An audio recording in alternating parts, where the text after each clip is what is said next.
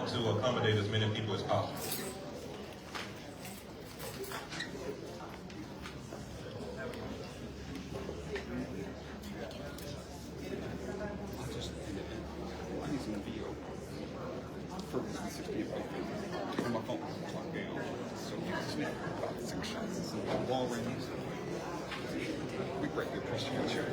But you can do that. Yeah. Oh, okay. 5:30. It's supposed to be starting. But it looks like they're going to be locking down here soon. You're just now joining us here. This is the Mayoral Debate in the City Council of Martinsville, but in the place here at the back tonight. So it looks like things are going to be starting just in a moment. So you can stay with us. Okay, good evening, ladies and gentlemen. The time is now 5:30 p.m. and we're going to go ahead and call this event to order. First of all, we would like to thank each of you for taking time out of your busy schedules to come and be a part of this great event. We have some really good questions. We have some really good candidates. And we want this to be a platform for everyone. So my name is D'Angelo Houston. I am the current president of Meridian Lauderdale County NAACP.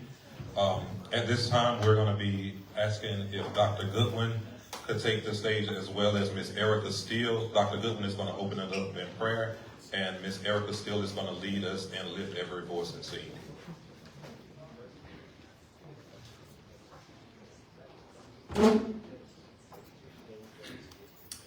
Let us pray.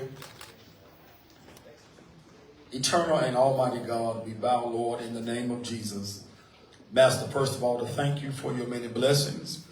We thank you, O God, for this day, how you have watched over us, how you have protected us and covered us. And now, God, as we come together out of concern and great zeal for this community and this city, we ask that as we come together for the common greater good of this sacred selected city, we ask that you bless us individually and collectively. God, we pray that you unify our hearts and our minds, unify our city, unify our nation as a whole. Oh God, we realize that we are nothing without you, but with you all things are possible. And Lord, as we're on the brink of an important election, we pray, oh God, that we remove self out of the way and that we realize that with you all things are possible. So Lord, touch us now, touch our city, touch every person who has offered themselves up as a candidate, and allow them now, oh God, to realize that we are servants first of all. And as we serve, let us serve you first, and then we can serve our fellow man. Bless this event, bless the organizer, and bless all of us who gathered here on tonight, that we will leave better than whence we came. Bless us now. In your Son, Jesus Christ's name we pray. Amen. Amen.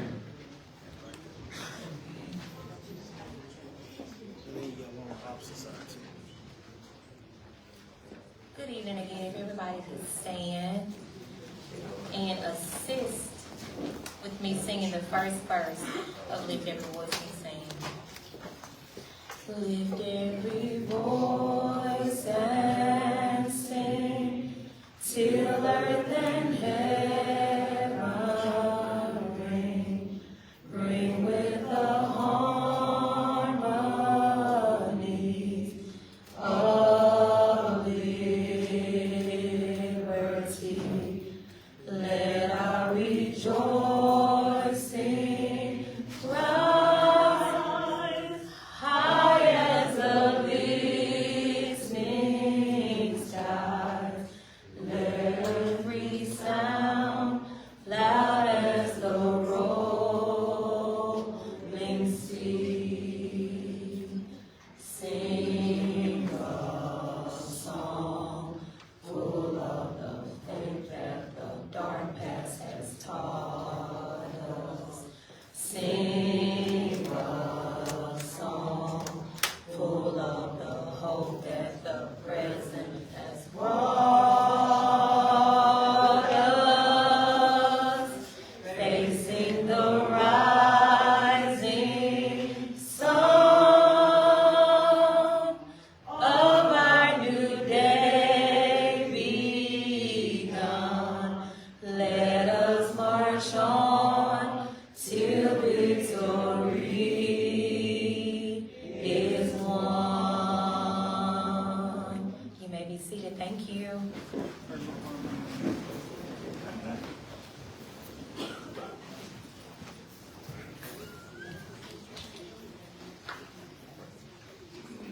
thank Dr. Goodwin and Ms. Erica Steele for their involvement in our program. So at this time, we will have our rules of moderation as well as our disclosure statements. Disclosure statements. The NAACP is a nonpartisan, nonprofit civil rights organization. We do not endorse any candidate, but we create civic engagement platforms for the community to gain factual and firsthand knowledge. The MAX, or the Mississippi Arts and Entertainment Experience, affirms the freedom of expression. The views expressed by speakers and participants before, during, and after events and engagements do not represent the views of the MAX. Also, the NAACP affirms the freedom of expression.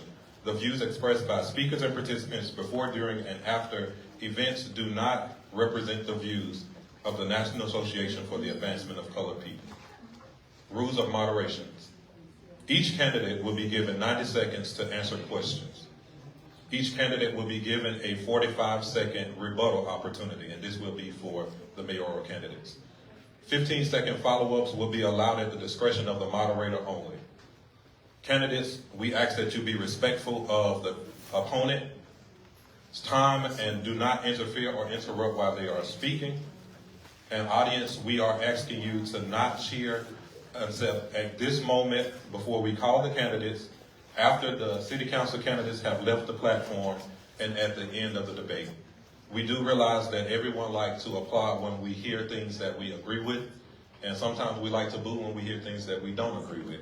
But we're asking that for order of this program and for sake of time to keep from prolonging and interfering with the candidates' time, that we hold our applause until the end. Can everyone agree with that? All right. So at this time, we're going to move forward with our city council forum. We had it scheduled a little different, but due to the time and due to the space that we have available, we're going to ask all of the city council candidates if they will please take the platform.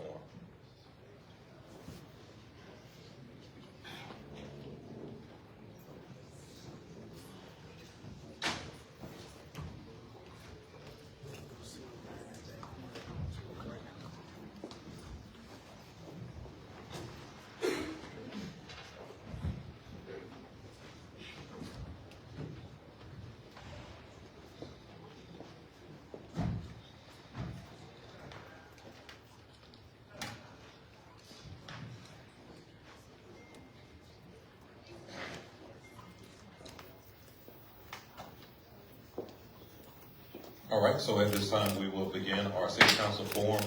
I would like to let everyone know that the questions that we have been previously submitted. We did have it planned so that the audience as well as the live feeds would be able to ask questions, but due to the constraints on time as well as the amount of space that we have available to us, we're just going to move forward with the questions that we already have. These questions were generated by the NAACP committee. We did ask for people to submit questions. People wanted to remain anonymous, so we will not disclose whether it was provided by the committee or by the public. So at this time, we're going to allow each candidate, I see that they said in random order. So we're going to allow each candidate to introduce themselves and give a 90-second overview of their candidacy as well as the platforms that they're running on. And we'll start, since they're in random order, we'll start on my right and go to the left. Good evening, everyone. I'm Brandon Rue. I am running for the City Council in Ward 5. When I started this race, I started, most importantly, for the youth. I work with the youth in many different capacities with the school district, at the church, and just in the community as a whole. And I believe that, first and foremost, our youth are our priority.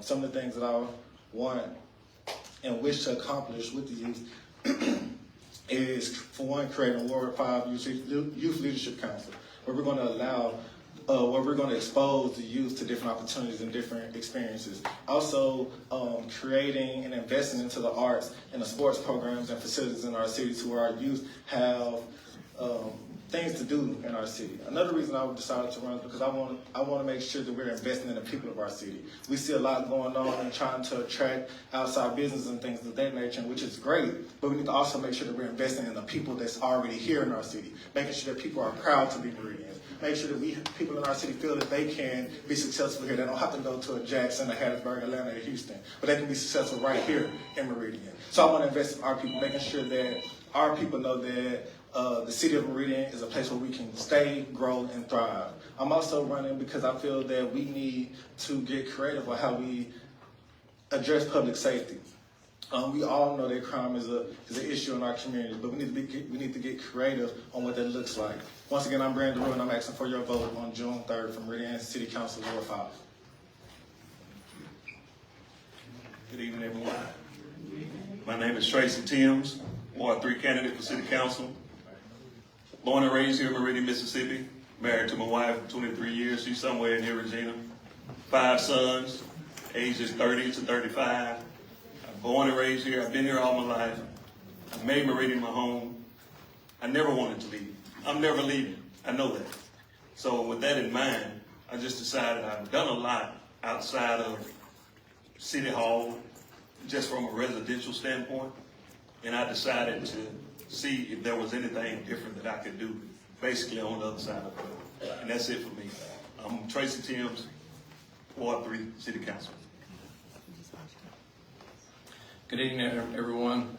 I'm Kyle Waller, running for Ward 2, City Council. I'm a resident of, I've been a resident of Lauderdale County all my life. I've been in the city for last 14 years, married with 4 children.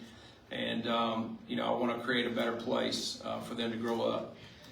You know, when the job's being done, you know, it doesn't deserve attention because somebody's taking care of business, and you can move on to do things that you're inspired to do. But when you see a job not being done, there's motivation to see change. And that's the reason why I stepped out and wanted to run.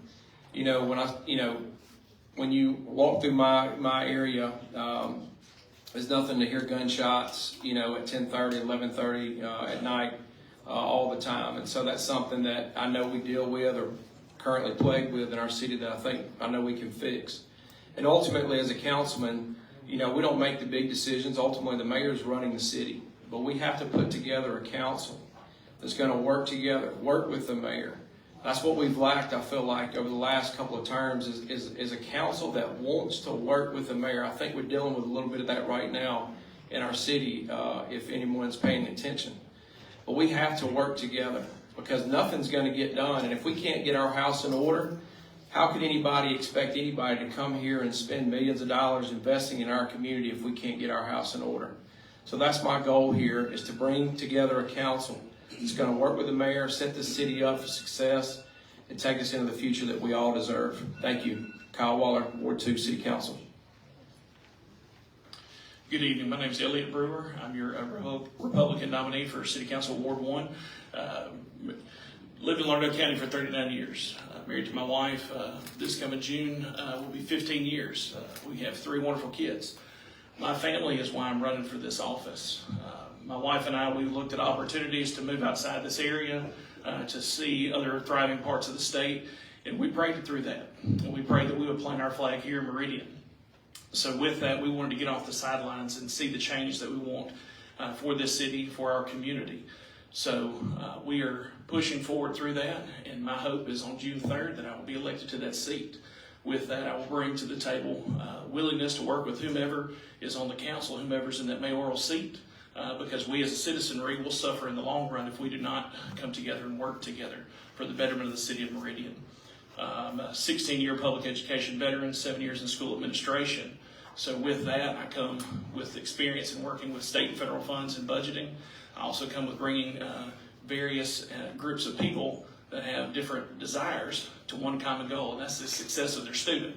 So with that same mindset, bring various groups of people that have different perspectives to one goal in mind, and that's to better the city of Meridian. So I'm just going to end it with that. Vote Elliot Brewer, June 3rd. Good evening. My name is Dustin Hill. I'm running for Ward 5 City Council. Born and raised in Meridian. I'm 44 years old. married to my wife Kelsey, and we have 5 children, small business owner downtown at Hill Real Estate Group, a few blocks away from here. And I decided to run because I think Meridian's at a pivotal time right now. We have a lot of things that are sitting right in front of us that if we can capitalize on, we can take our city to the next level. So like you've heard a lot of these other guys say, I got tired of sitting on the sidelines and wanted to be a part of that small solution.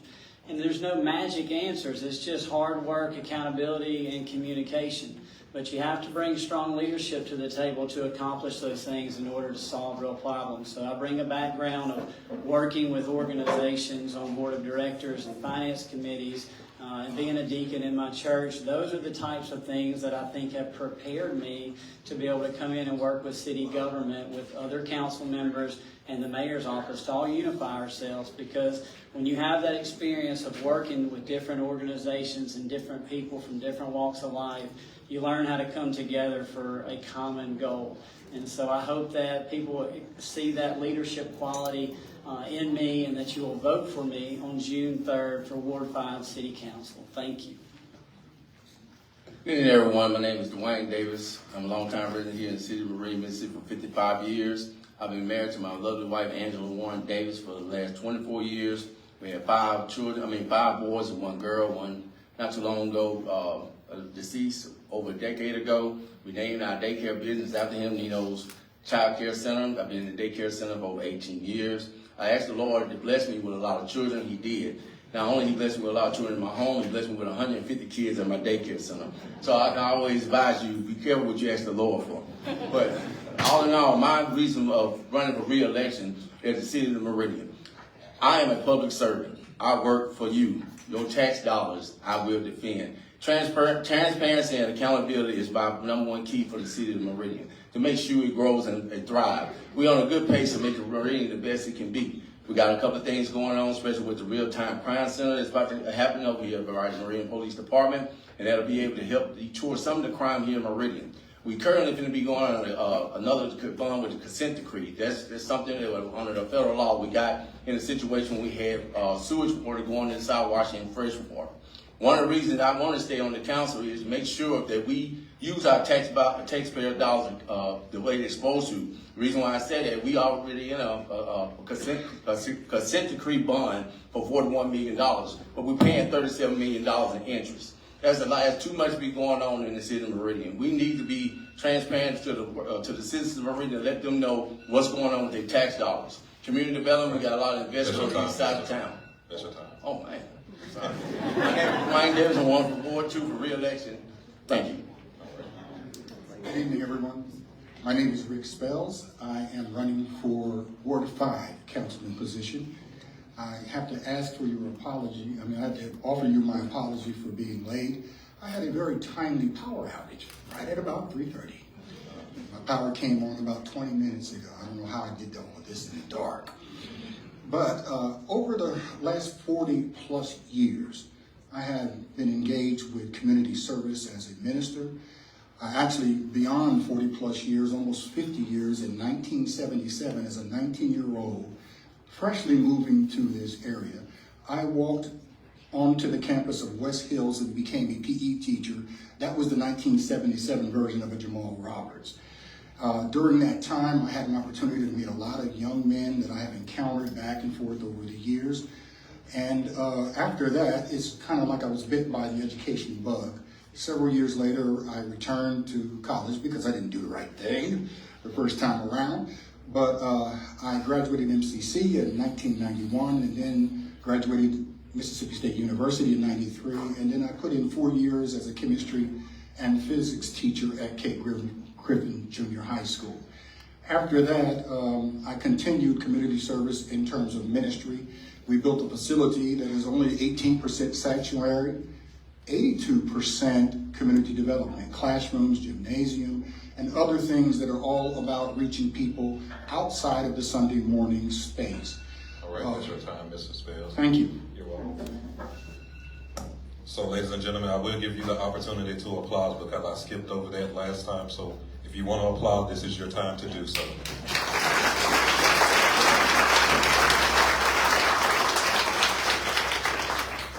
All right, so just as a disclosure to the audience, the questions that we have prepared has not been shared with anyone outside of the committee on the NAACP. It has not been shared with any of the candidates. Your first time hearing it will be their first time hearing it. And as we did with the introductions, we're going to move in opposite direction. We're going to let them come down from left to right to answer this question. Each candidate will again have 90 seconds to answer the question, and then we'll do a follow-up on it. As a member of the City Council, you have the sole responsibility for approving the city's budget. What would your top funding priority be, and how will you ensure taxpayer dollars are used efficiently, effectively, and transparently? Mr. Spells, we're going to give you 90 seconds to start. Thank you. My top priority would be to increase police pay to $25 per hour as a bare minimum. Those men and women put their lives on the line every day, and I would like to see them compensated for the type of risk that's in Meridian, Mississippi. That will give us an opportunity to retain good officers. It would also give us an opportunity to attract good officers. By doing something of that nature, then we end up with some of the best in the state coming to Meridian to help us solve the problems that we're facing day in and day out. I've seen all types of violence over the years, and it has only increased. We have bullet holes in our church building over on 20th Street, and we get treated with that almost every year during certain times of the year. So I'm a part of the problem. I'm feeling your pain, and I think that's a high priority at this moment. Thank you. Councilman Davis. Well, it's by me being on the city council, it pretty much put me a little advantage. Some of the things of the funds that we accumulate during the budget, with last year's budget was $55 million, where we can allocate the money in different places throughout the city. Public safety is number one. We recently gave the police department last year a $10,000 increase in salary. We also, with funds, make sure the budget that we have is well funded and making sure we don't go over the budget. Now, everybody talks about revenue when it comes down to the city budget, but they don't talk about the expenditures. I mean, we can talk about how much money we have, how much money we have saved, but at the same time, we got to pay the bill. And we don't want to be set aside when we make passing the budget and we don't have enough money to pay the bills. Because that's one of the reasons I want to stay aboard with the city council. And I'm going to let you know this as well. When we win as a public servant and it's your tax dollars, you guys need to come to these city council meetings and let them and see what we're doing with your money. These are your dollars. We shouldn't have to do this on social media. We should not do it on the street. Well, we can do it on the street, but I would advise you to come to the city council meeting and county supervisor meeting because y'all paying city, school, and county taxes. I had some individuals tell me they didn't know they stayed in the county. And I told them, look at your tag. I said, look at your card that you have. And you pay 3 different kinds of taxes. So my goal is to make sure your tax dollars is well taken care of, make sure it's spent in the right way it's supposed to be, and make sure the city of Meridian grows like it's supposed to. I would say the most important thing when you look at a $55 million plus budget is to educate yourself on all the needs of our city.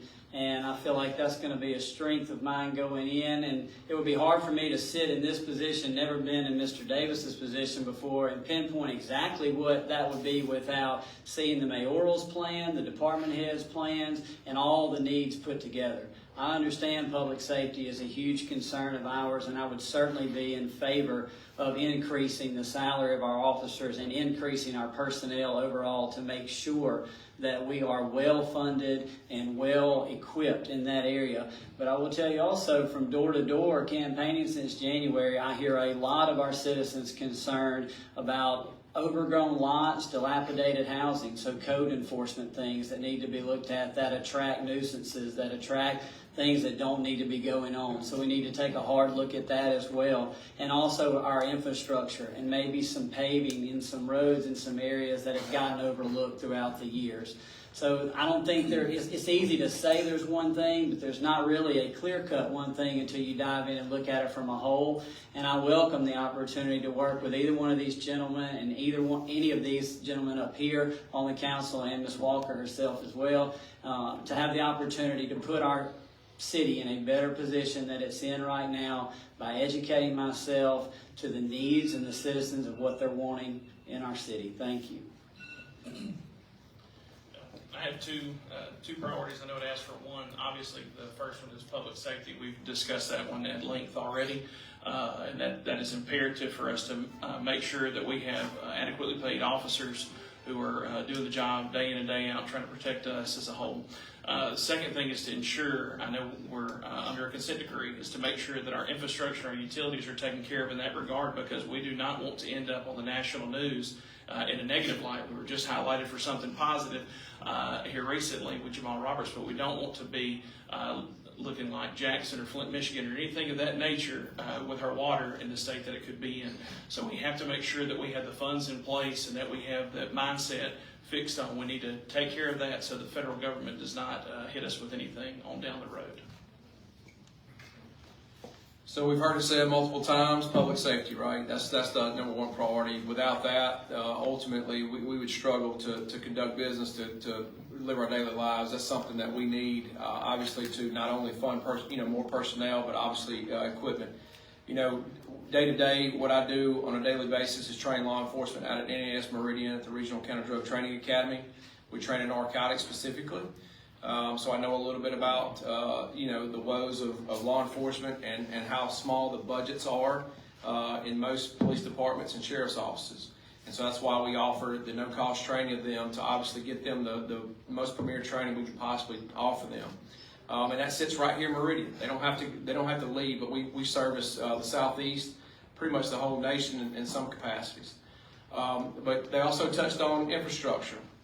As it was said before, and door knocking. Look, it's the simple things that our citizens want, okay? They want to be safe when they go shop and when they live their daily life, and they want to make sure that the water's not flooding their driveways, the water's not pouring into their homes, that they have, clean drinking water, those types of things. And so infrastructure is not something that we all pay attention to and see immediately every day, because if it's working, we don't worry about it.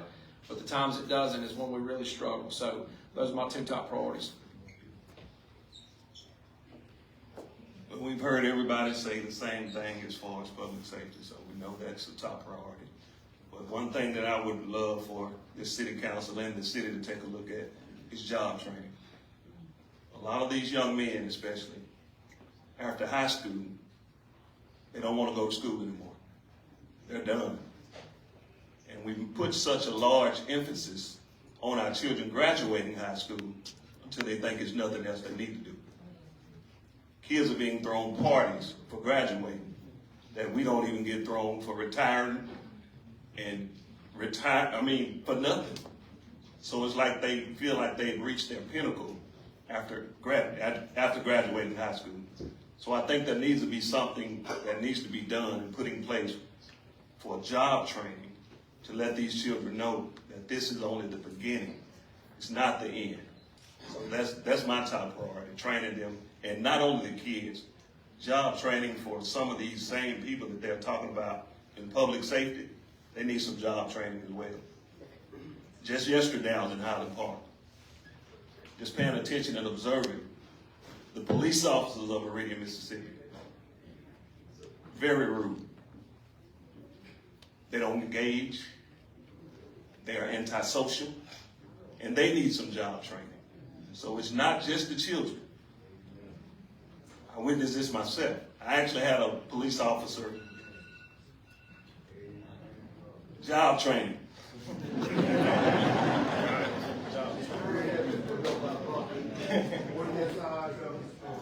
Okay, where? All right. For me, I can't just limit it to just one or two things. I'm gonna go back to what I said earlier. To me, it's about investing into the citizens of Meridian, right?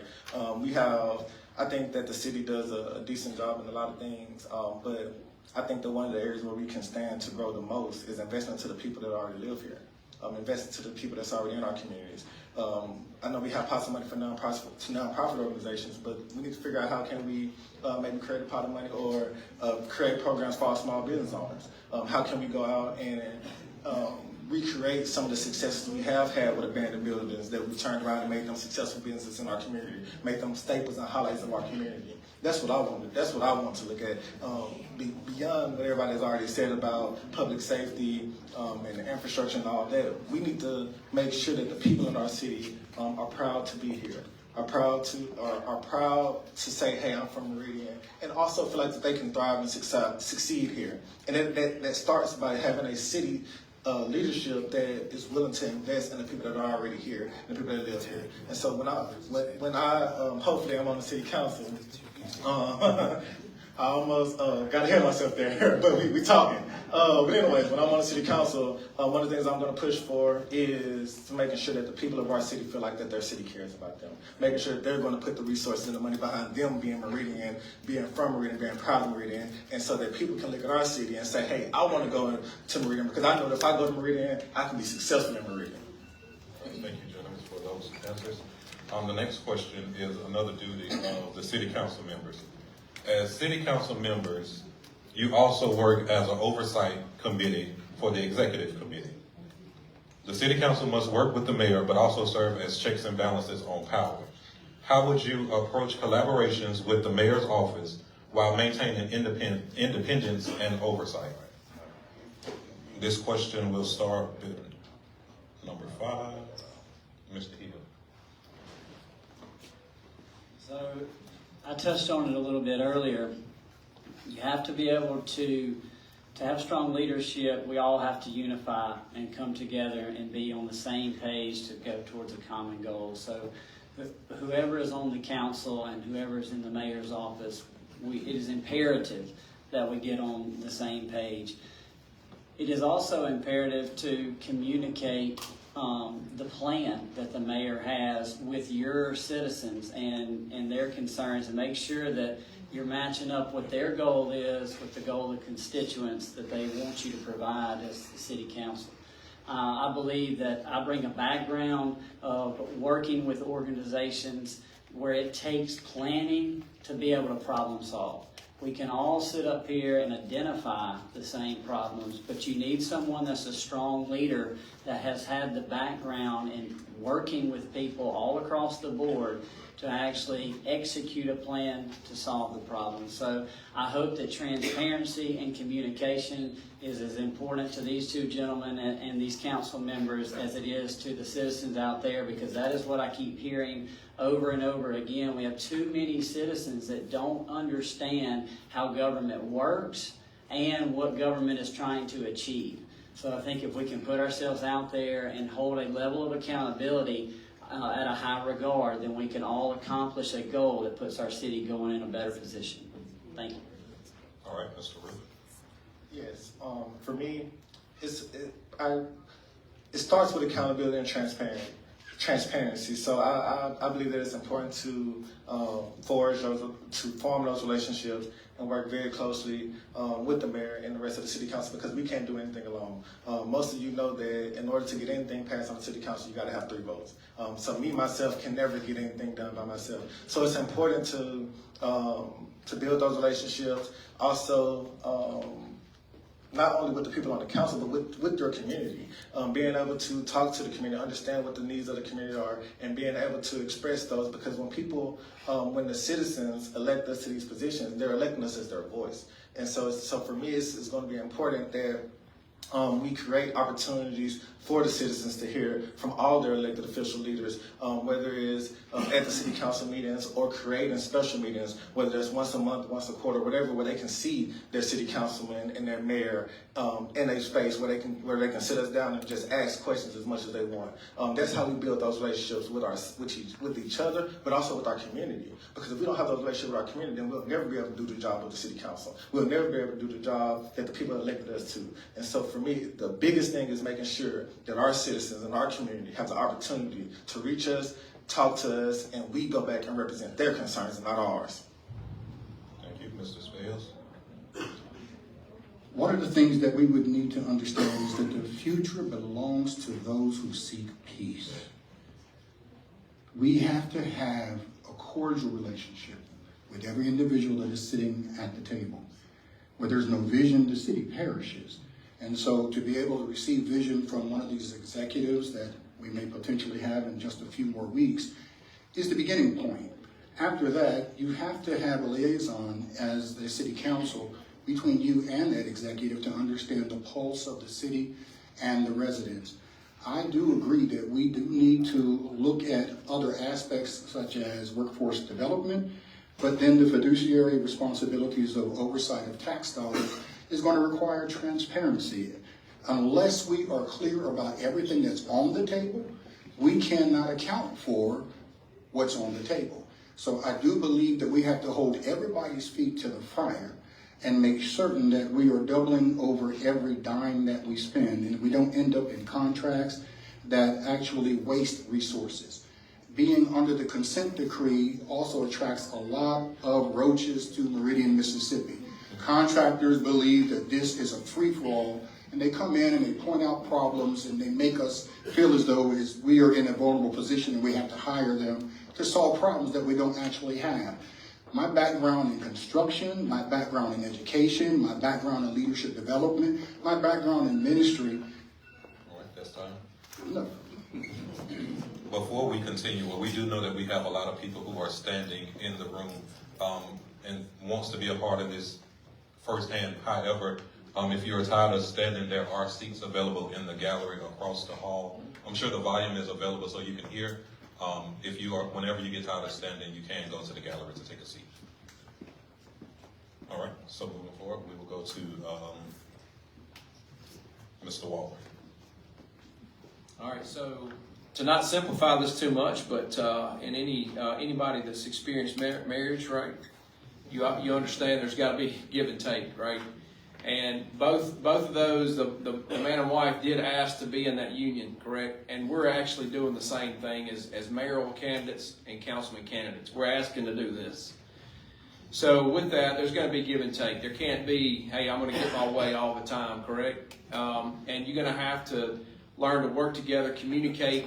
You know, as councilmen, you know, we're responsible for representing our wards, but at the same time, I can't think that everything is going to go on in my ward and nothing's going to happen in the other ones, because I can promise you there'll be 4 of the voices in the room that have something else to say.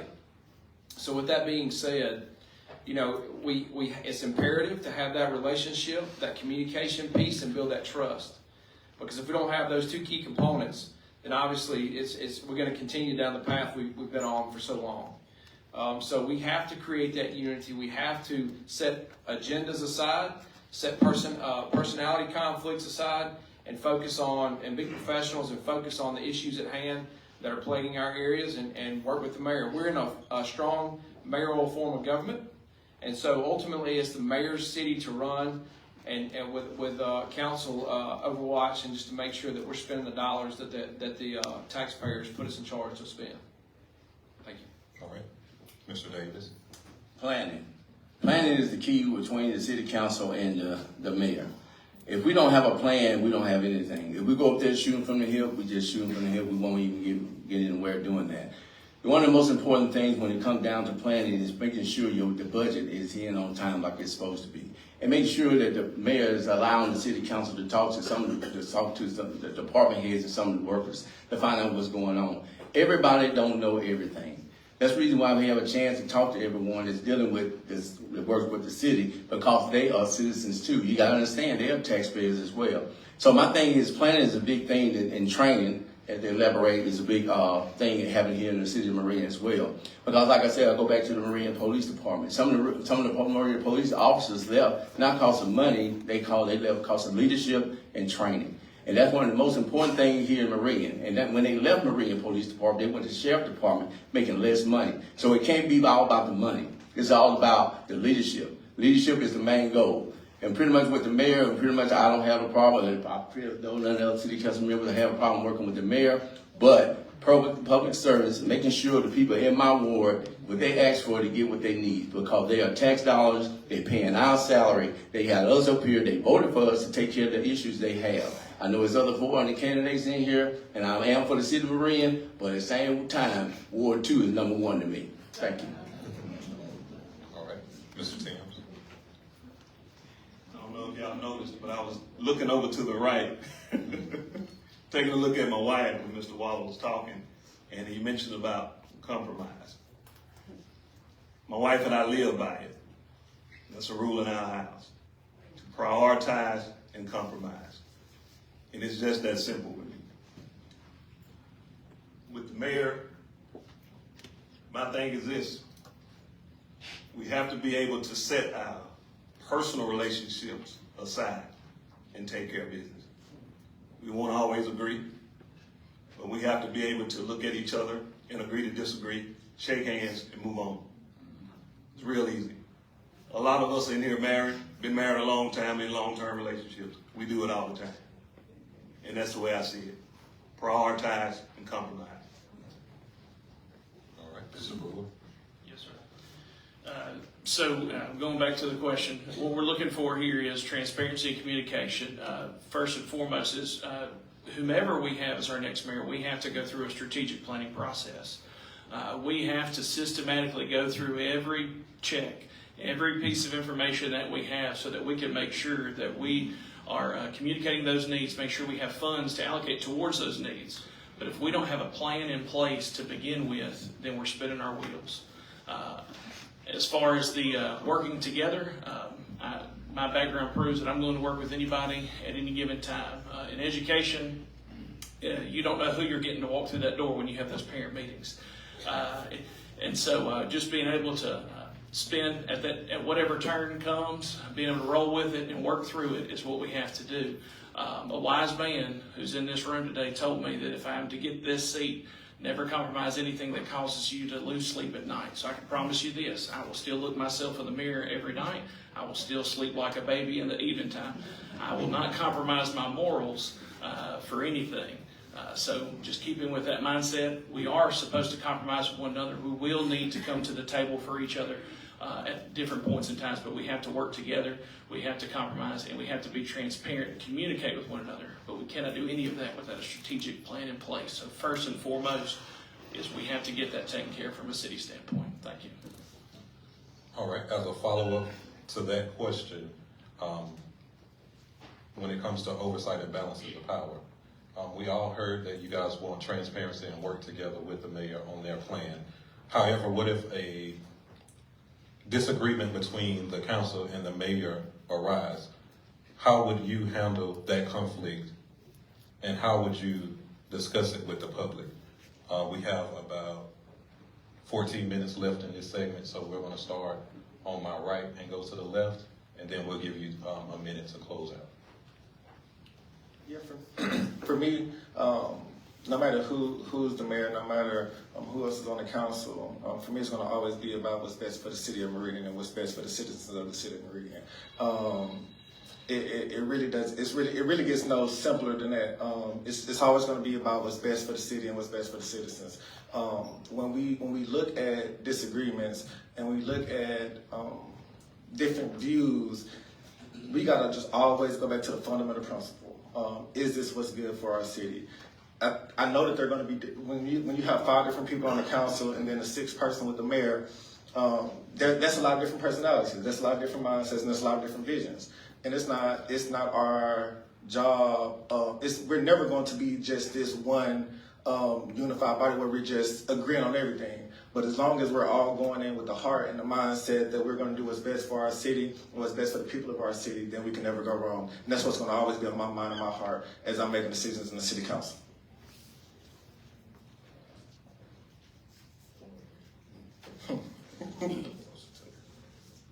I think sometimes, of course, there will be disagreements, but I feel like you don't want to make the mayor feel like it's 5 against 1. So if there are agreements with the entire council or with individual council members, sometimes there may need to be mediators involved. We have a city attorney or a witness to a conversation and allow somebody else in the room as a witness and let that witness voice their opinion.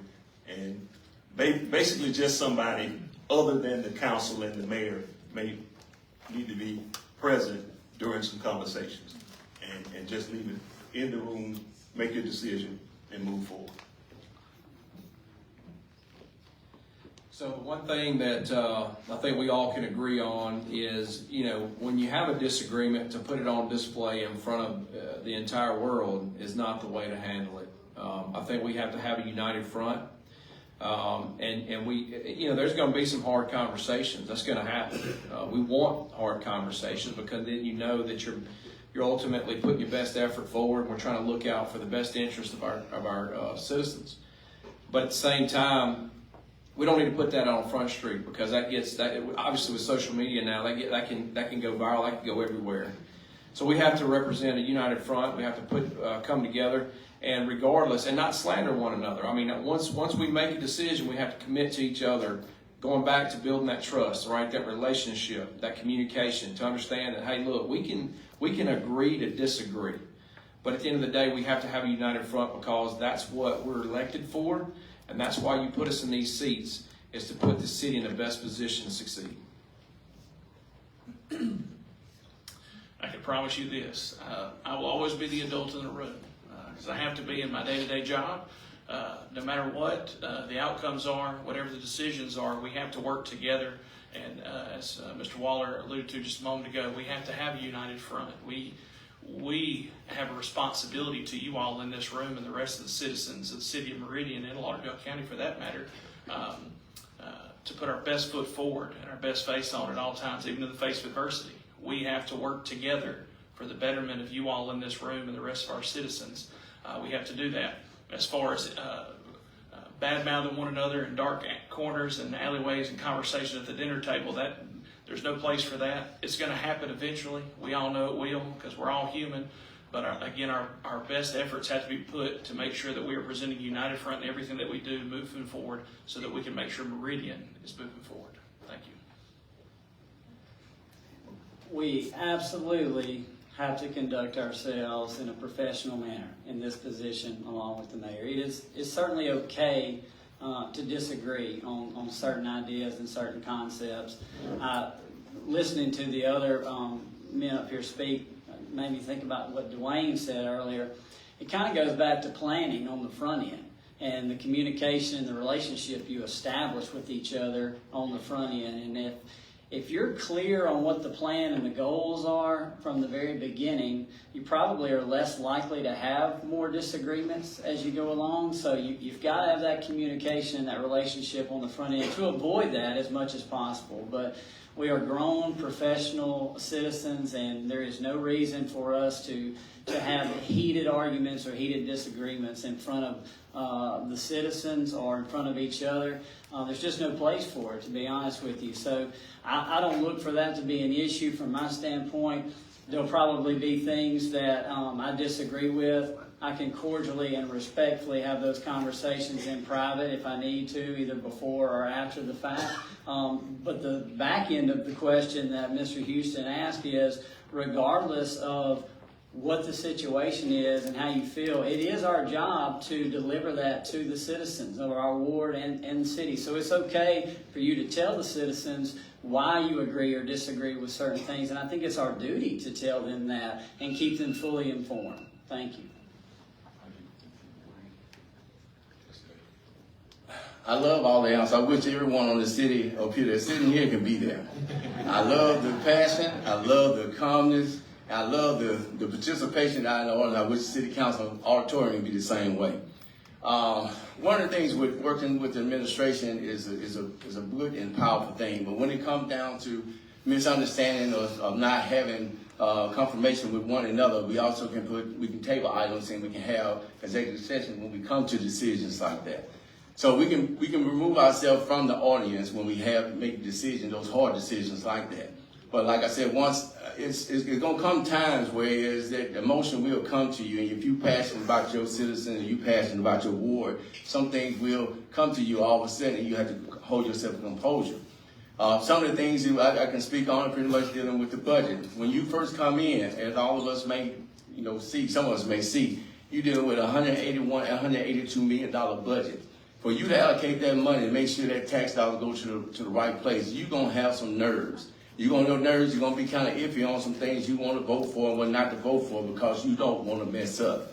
So one of the things I learned by being on the city council, and pretty much when people say, well, Dwayne, you came in, you wasn't didn't know everything. I said, no, but I had somebody who was up there with 40 years of experience. That's Dr. Thomas. And one thing I said about Dr. Thomas, y'all can say anything you want about him. He want to make sure that the city wasn't going to go broke, and he going to make sure everything is in alignment. So I learned a lot from him and other city council members. All right. Mr. Spells. I grew up in a household with 3 males and 3 females. I was forged in the crucible of disagreements and tempered by switches and belts. Self-control is what we're talking about. Anybody that has grown up with self-control and discipline should know how to act in terms of professional behavior, what is appropriate in private, what is appropriate in public. We have all agreed with this one thing. Variety is the spice of life. I'm not expecting to have agreement totally with everybody. I sit at restaurants and order my meal, and other people order their meal, and we don't always order the same thing. The bottom line is we've got to know what our objectives are, and we've got to also understand that we represent each citizen in this city. I do not want to give Meridian, Mississippi any reason for embarrassment, any reason to have to turn their televisions off and discuss. We can all be adults in the room instead of having one adult. And so as far as the city of Meridian is concerned as a whole, we know how to handle disagreements, but we also have to learn how to handle opportunity. Meridian has opportunity sitting on the table. We must find a way to be a team, or else we're going to squander that opportunity. All right. So we have enough time to give everyone 45 seconds as a closing statement. We're going to start with Ward 1, Mr. Brewer. I just want to thank you all for coming out tonight. This is extremely important, regardless of what political line you decide to vote on, whom you decide to vote for. It is imperative that you all show up June 3rd to levy your support. But also, with that said, I am asking for the residents of Ward 1 to vote for Elliott Brewer come June 3rd. Just as a reminder, absentee voting is going on now through this week, 8 to 5 at City Hall, 8 to noon. This Saturday is your last opportunity for that. Again, I feel like I'm the most qualified and best candidate for the City Council for Ward 1. Vote for me June 3rd. Thank you. All right, Ward 2, Mr. Davis. Ask questions. If one of these candidates, even myself, come to your door and knock on that door, ask them what they're going to do for you. Don't just sit there and just go along to get along. To say they pretty much as a politician, so to speak, that they say I am, they used to saying certain things to just get your attention. If they then can't answer your question or you can provide you with any kind of information that you need, they don't need to be up here. That's why you need to stay focused on you. You the taxpayers. You the one paying us. You the one making city run. It's not the city council. We're public service. We work for you. You do not work for us. We're not no any kind of God. We are here for you. Any ways can. Any ways about it. I care about Ward 2, but I care about the city of Meridian as a whole because it's me. I stay here. I got business here. I pay taxes here. So vote for me on June 3rd, Tuesday, June 3rd, 2025, Ward 2 City Council. Thank you. All right, Mr. Waller. So we have a great opportunity in front of us. I think in recent history, this is probably the most excitement I've seen around an election in a long time. And I think that's a product of what we've seen in the past. And I think it's time for everybody's ready to turn the page. Everybody ready to move forward. And I'm asking for your vote on June 3rd for Waller for Ward 2. I appreciate y'all being here. Thank y'all. Mr. Timms. I keep forgetting that my opponent is not here. But in every organization, in every family, in every business, you need 3 things. You need a hunter, a skinner, and a cook. In this situation, those are the hunters. They go out and seek the opportunities for us. We are the skinners. We do the research, we get the data, analyze it, and pass it on to the cooks, which are the department heads and their assistants. Last but not least, we have the people that we serve, you all. So if we can work collectively as hunters, skinners, and cooks, we should be okay. Tracy Timms, June 3rd, Ward 3 City Council. All right, Mr. Ruth.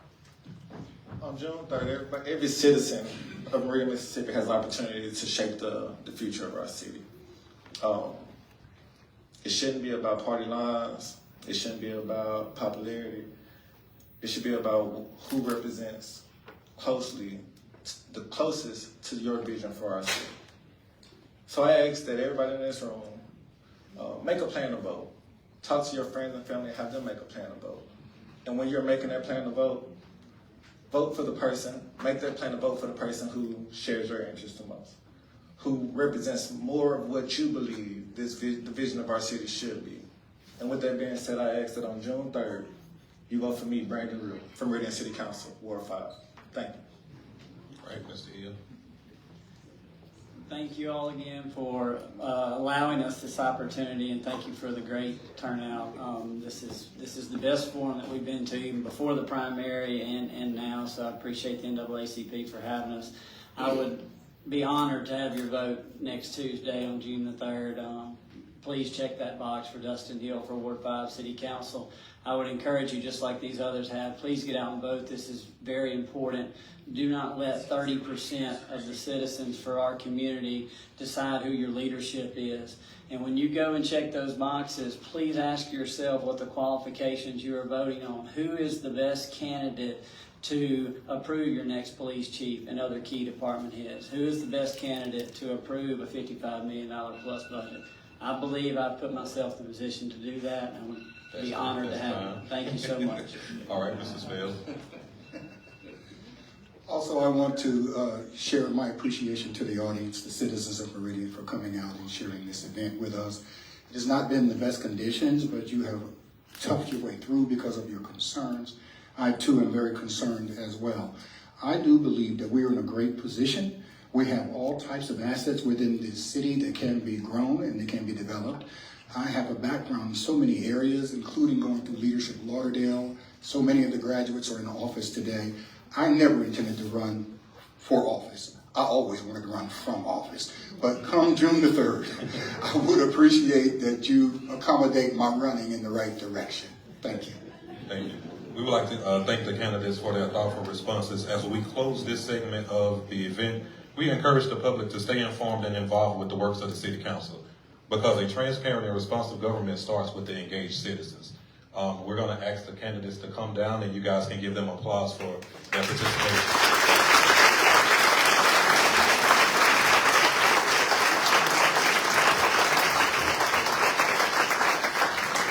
At this time, we're going to take a 5-minute break to get the platform set up for the mayoral candidates. While we are in this break, they have added sound to the gallery to our right. So if you want to sit down, you can sit down with audio and still hear everything that's going on.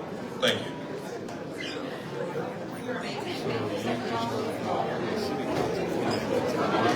All right, guys, we're going to take a 5-minute break, but I'm still going to keep the live stream up, but it will take about 5 minutes before the mayoral candidates take the stage.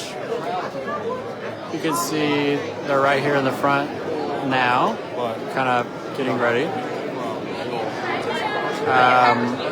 Setting up the podiums now.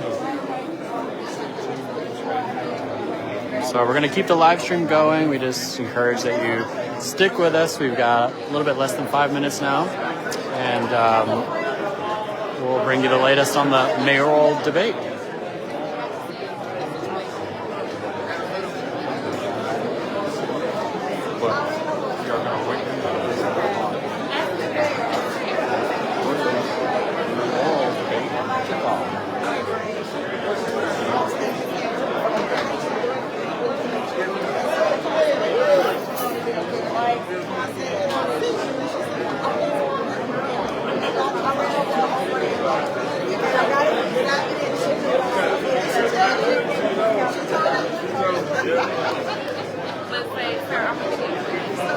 Hey, Miss Joy, thank you for watching.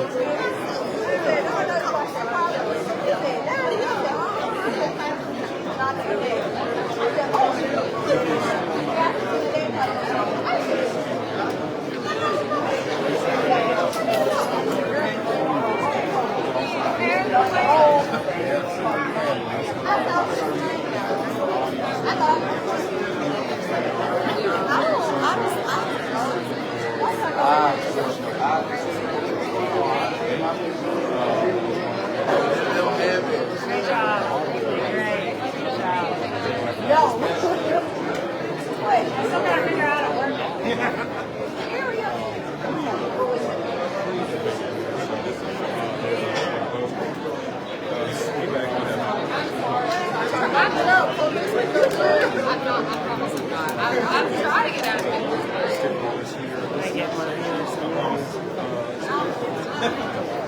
Thank you, Miss Tabitha. Thank you for watching.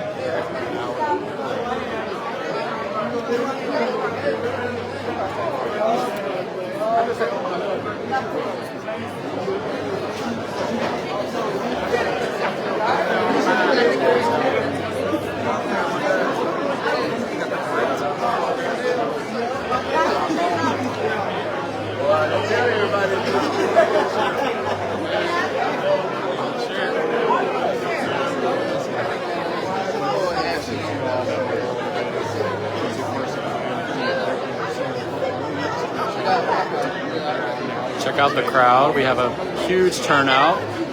It was moved inside because of the rain. You can see there's just, we're like totally packed in here. We're currently at the Max in the multi-purpose room.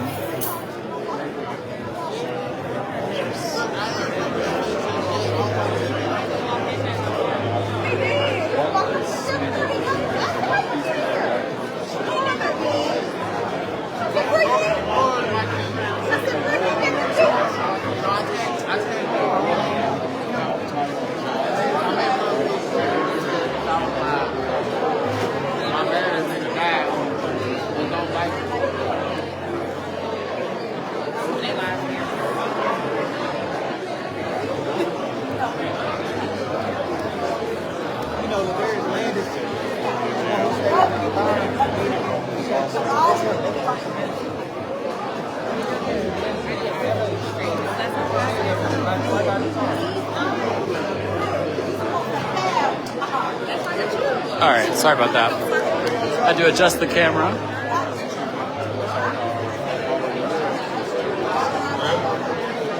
All right, they are getting ready to take to the podiums now.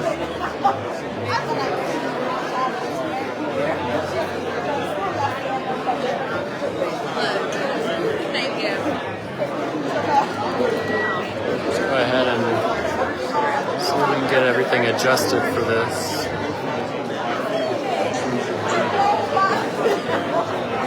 Okay, ladies and gentlemen, we're going to go ahead and restart.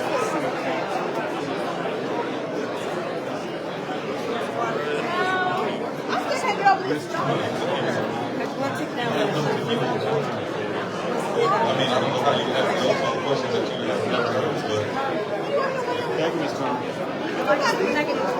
All right, we're going to give everyone 2 minutes to take their seats.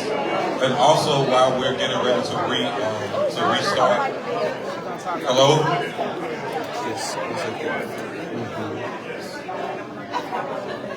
Okay, as we prepare to begin the mayoral segment, we're going to ask everyone if you would please turn your cell phones to silent or turn it off if you don't know how to silence it.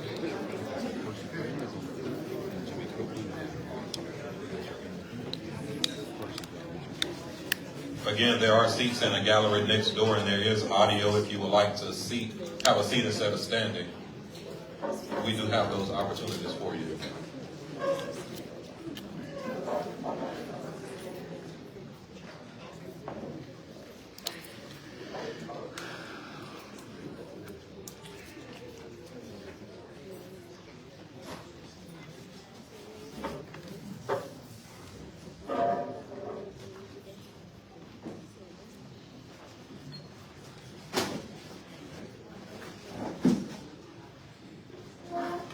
All right, we're going to go ahead and restart. I will read the disclosure statements again.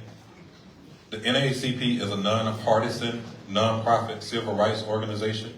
We do not endorse or support any candidate, but we create civic engagement opportunities and platforms for the citizens and the community to gain factual, first-hand information.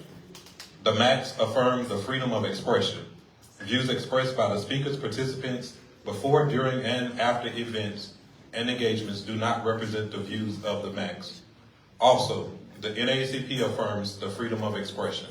The views expressed by the speakers and participants before, during, and after events and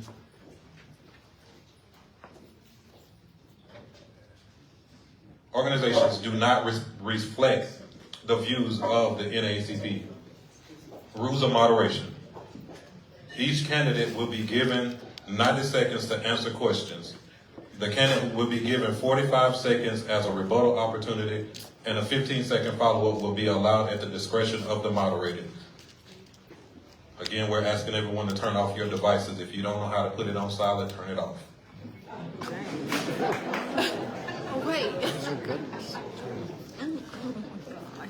Again, audience, we're asking that you hold your applause except for before the start of the segment, after the candidates have been introduced, and at the end of this segment.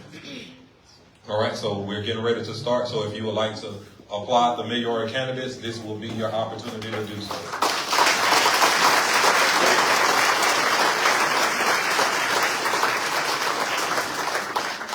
All right, mayoral candidates, we have Mr. Percy Bland, who's representing the Democratic Party for election here in Meridian, Mississippi, as well as independent candidate Mr. Jimmy Copeland.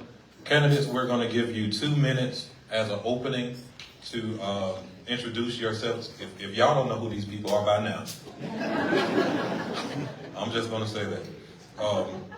So we're going to start 2 minutes, Mr. Bland, and follow up with Mr. Copeland. Good evening, everyone. Of course, my name is Percy Bland. I'm your Democratic mayoral candidate. I've been in this city for 22 years. I've been self-employed, ran a business with State Farm Insurance Agency. I'm married. My wife is Deidre Bland. We have 2 kids, Perrin and Demia. Demia is in grad school at Marquette, and Perrin is at undergrad at Troy. I have been fully entrenched in this community from the day I got here. I have served in so many capacities, working with youth, doing all types of things to improve this community. I came to this city after I finished college at Xavier. I was on a full basketball scholarship at Xavier University where I finished in chemistry. I went on to get my master's in public health at USM. And I came to this city because I had the opportunity to run my own business. But in doing that, the thing about this city is it has so much opportunity. And me, as a person that was an athlete, I first went to the youth. I first engaged myself with the things that were going on with families and with youth. And that's why I'm up here today. I'm up here because the 18 or 20 years that I've been here, I have done the things that it takes, the prerequisite it takes to sit in the seat, to be a mayor, and to understand the issues that it takes to lead. There's going to be a lot of talk tonight between myself and the other person running for mayor. But the bottom line of it is, I've been here, I've been engaged, you know me, you know who I am, you know what I stand for, and you know what I stand on. And the things that matter to this city as we move forward, you need someone who has the experience and the toughness and the grit to get us from where we are to where we need to be. And that is who I am, and I'm Percy Bland. I'm running for mayor, your mayoral candidate for the Democratic Party. All right. Mr. Copeland. Good evening, everyone. And thank you to the NAACP for holding this debate tonight. And as was said earlier, the forum that you had a few months ago was excellent as well. We thank you for that. My name is Jimmy Copeland, your independent candidate for mayor. I've been in Meridian for over 18 years now. I came here because of the military. I joined the active duty military over 30 years ago now, received a top secret security clearance and went to work for the Air Force Office of Special Investigations in Washington, D.C., where I won the Airman of the Year for the entire D.C. region. I used that top secret security clearance to go to work at Osan Air Force Base in South Korea. I worked at an intelligence unit there for a year. I left that job and went down to Keesler Air Force Base in Biloxi, Mississippi, where I worked for the Headquarters Education and Training Command. I left there, I went home to Corinth, where I'm originally from, and worked for the Mississippi Department of Employment Security for a little while. Missed the calling of being in the military, came to Meridian, joined the Air National Guard, and it's been home for me ever since. I love Meridian, I see the potential in it, I love the people of Meridian. When I got here, I met this beautiful lady on the front row here. We met here in Meridian, Mississippi, and we married right downtown in Dubai Plaza. And we've been here, loving Meridian. She is still active duty military right now, and we have a daughter that is active duty military right now also in Jackson, Mississippi. I had no intentions of running for mayor of Meridian, Mississippi. Although I have a political yearning that I've always had in my life, I've never had any idea that I was running for mayor of Meridian. I'm running for mayor. I've served on many boards in many capacities since I retired from the military. And I was here when we were working on the campus data center that's coming here. I was a part of that. I'm part of the people who are working to bring you a new airport terminal here in Meridian. I'm working with the people who are doing your downtown Meridian and looking for housing and different things. Those are the kind of things that I'm working on. I'm working with Mississippi State right now trying to do real development downtown Meridian. Those are things I've been doing since I've been here. Jimmy Copeland, your independent candidate for mayor. All right, candidates, we do thank you for those introductions. In this segment, we have 6 topics that we will have the candidates to debate. The topics have been shared with the candidates, however, no questions have been shared. So the topics that we will be discussing tonight will be infrastructure and housing, crime and safety, youth engagement, administration priorities, and transparency, as well as economic development. Mr. Copeland, you just mentioned the campus data center that's coming to this area. So we will begin this segment with economic development. As mayor of the city of Meridian, what would your strategy be for attracting new businesses to Meridian while also supporting and retaining the existing local businesses, especially the small businesses and minority-owned enterprises? Have 90 seconds to answer. Okay. Retaining the businesses that we currently have in Meridian is absolute. We have businesses in Meridian that have been with us for years, and I don't think they get the recognition that they deserve. So we definitely need to put them on a pedestal and tell them and let them know how much we appreciate them and the job that they provide for all of you that work and live in the city right now. Campus Data Center, a lot of people are concentrated on Campus Data Center and the number of jobs. Do not be concerned over the number of jobs. Campus Data Center is mainly about the economic dollars that it's going to bring to the city and what we're going to do with those dollars. It is going to bring some jobs, but the details on how many jobs and what those jobs are going to be, we're not sure about at this point. We'll learn about it later. But me being on the EMBDC, we know that we have other businesses that are looking to come to Meridian right now. But what we have to do, and we're going to get back to it later, I'm sure, is crime is the #1 issue. If we're going to attract businesses to come to Meridian, we got to get our crime under control. And we're going to talk about that several times, I'm sure. But crime is the #1 driving issue in order to keep the jobs we have and also to be able to influence others to want to come here and operate their businesses here in Meridian. Ms. Blank. What I want to do is create a winning culture from kindergarten to 12th grade all the way up to the 4-year program we have at Mississippi State. We have a great opportunity with our Meridian Public School District and with our Meridian Community College to create an environment that our kids, our youth, and our people have the job skills needed to create the type of new opportunities that we can create here. So the biggest thing right now is to, of course, keep the current employers, keep them happy and keep those jobs here. But what are we doing to create value in our own people? And what I want to do and what I have done is, because of our relationships that I have with the people in the public school system and also with the president in MCC and the president in Mississippi State, is to create a winning culture in our city that goes from kindergarten all the way to completion of a 4-year degree. And how do we do that? We do that with leadership. And so those are some of the things that I want to do as mayor. Talking about the Campus Data Center, you guys got to understand that they're talking about putting $1 billion to $1.5 billion in between city government, county government, and also the public school district of the county. None of that money is going to the public school district in Meridian. I want to be a mayor to commit the money. A lot of you guys are teachers and work in the public school system. I have been engulfed in the public school system since I've been here, and that money has got to reach you all, because right now none of it is. And I'm committing as mayor to do the things that it takes to get that money back to our public school education. Thank you. Speaking of growth, how will you ensure the economic development benefits all areas of Meridian, including Tuxedo, West Hill, and East Hill, and it doesn't just concentrate investments in areas that are already thriving in the city? Mr. Blaine, we'll start with you. How will you ensure the economic development benefits all areas of Meridian, including Tuxedo, West Hills, and East End, and it doesn't just concentrate investments in already thriving parts of the city?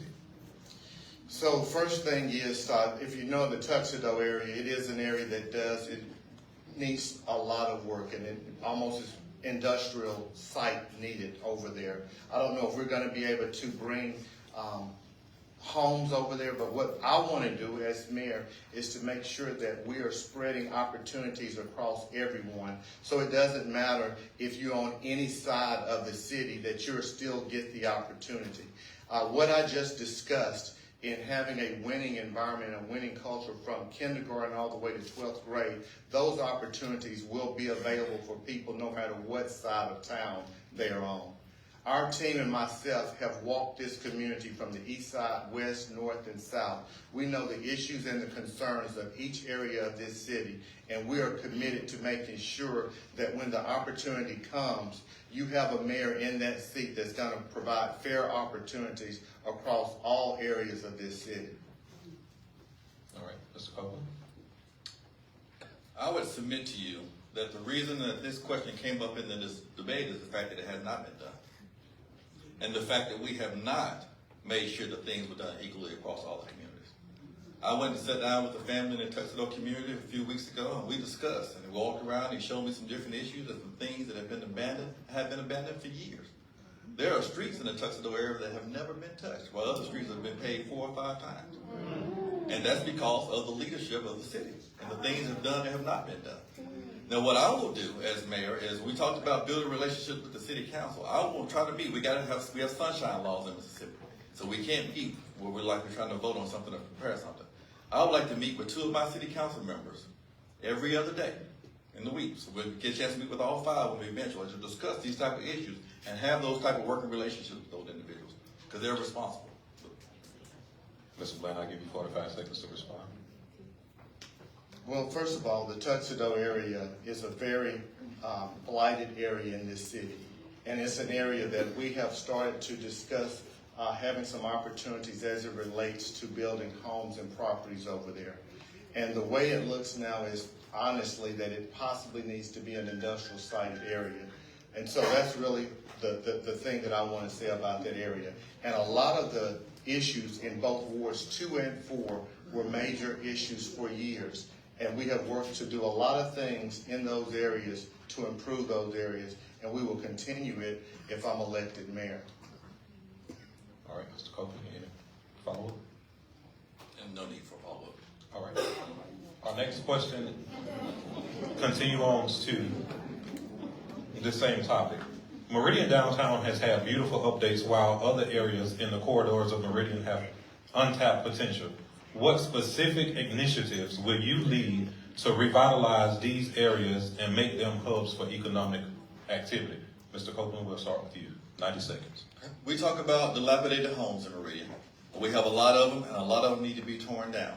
And I think that we need to invest in our people in Meridian to get our own people to be able to tear down these houses. We can have city employees, instead of contracting it out, and let them go have the equipment, be trained to tear down these buildings for us. Now, we don't need to tear down all of them. Some of these buildings can be saved. And we need to work with the state of Mississippi to get these homes and different things that we can save and reinvest them in our community. We don't need to tear down all of them. Some we need to reinvest. And then what we also need to do is figure out a way to build affordable housing for our people. That's what we need. We need affordable housing. I took a hit because I said something about public housing in a forum we had a few weeks ago. I'm not looking to get rid of public housing. I'm trying to lift people up to get them where they can have affordable housing. We need to start building generational wealth for our people. We have a lot of poverty in Meridian, and nothing has changed in the past 12 years with that. Our situation has stayed the same. It's not gotten worse, but it's stayed the same as far as poverty. We have to get affordable homes and allow people to start purchasing those homes and building wealth. And we have contractors that are willing to come into the city of Meridian to do that. We just have to give them an opportunity. Mr. Bland, 90 seconds.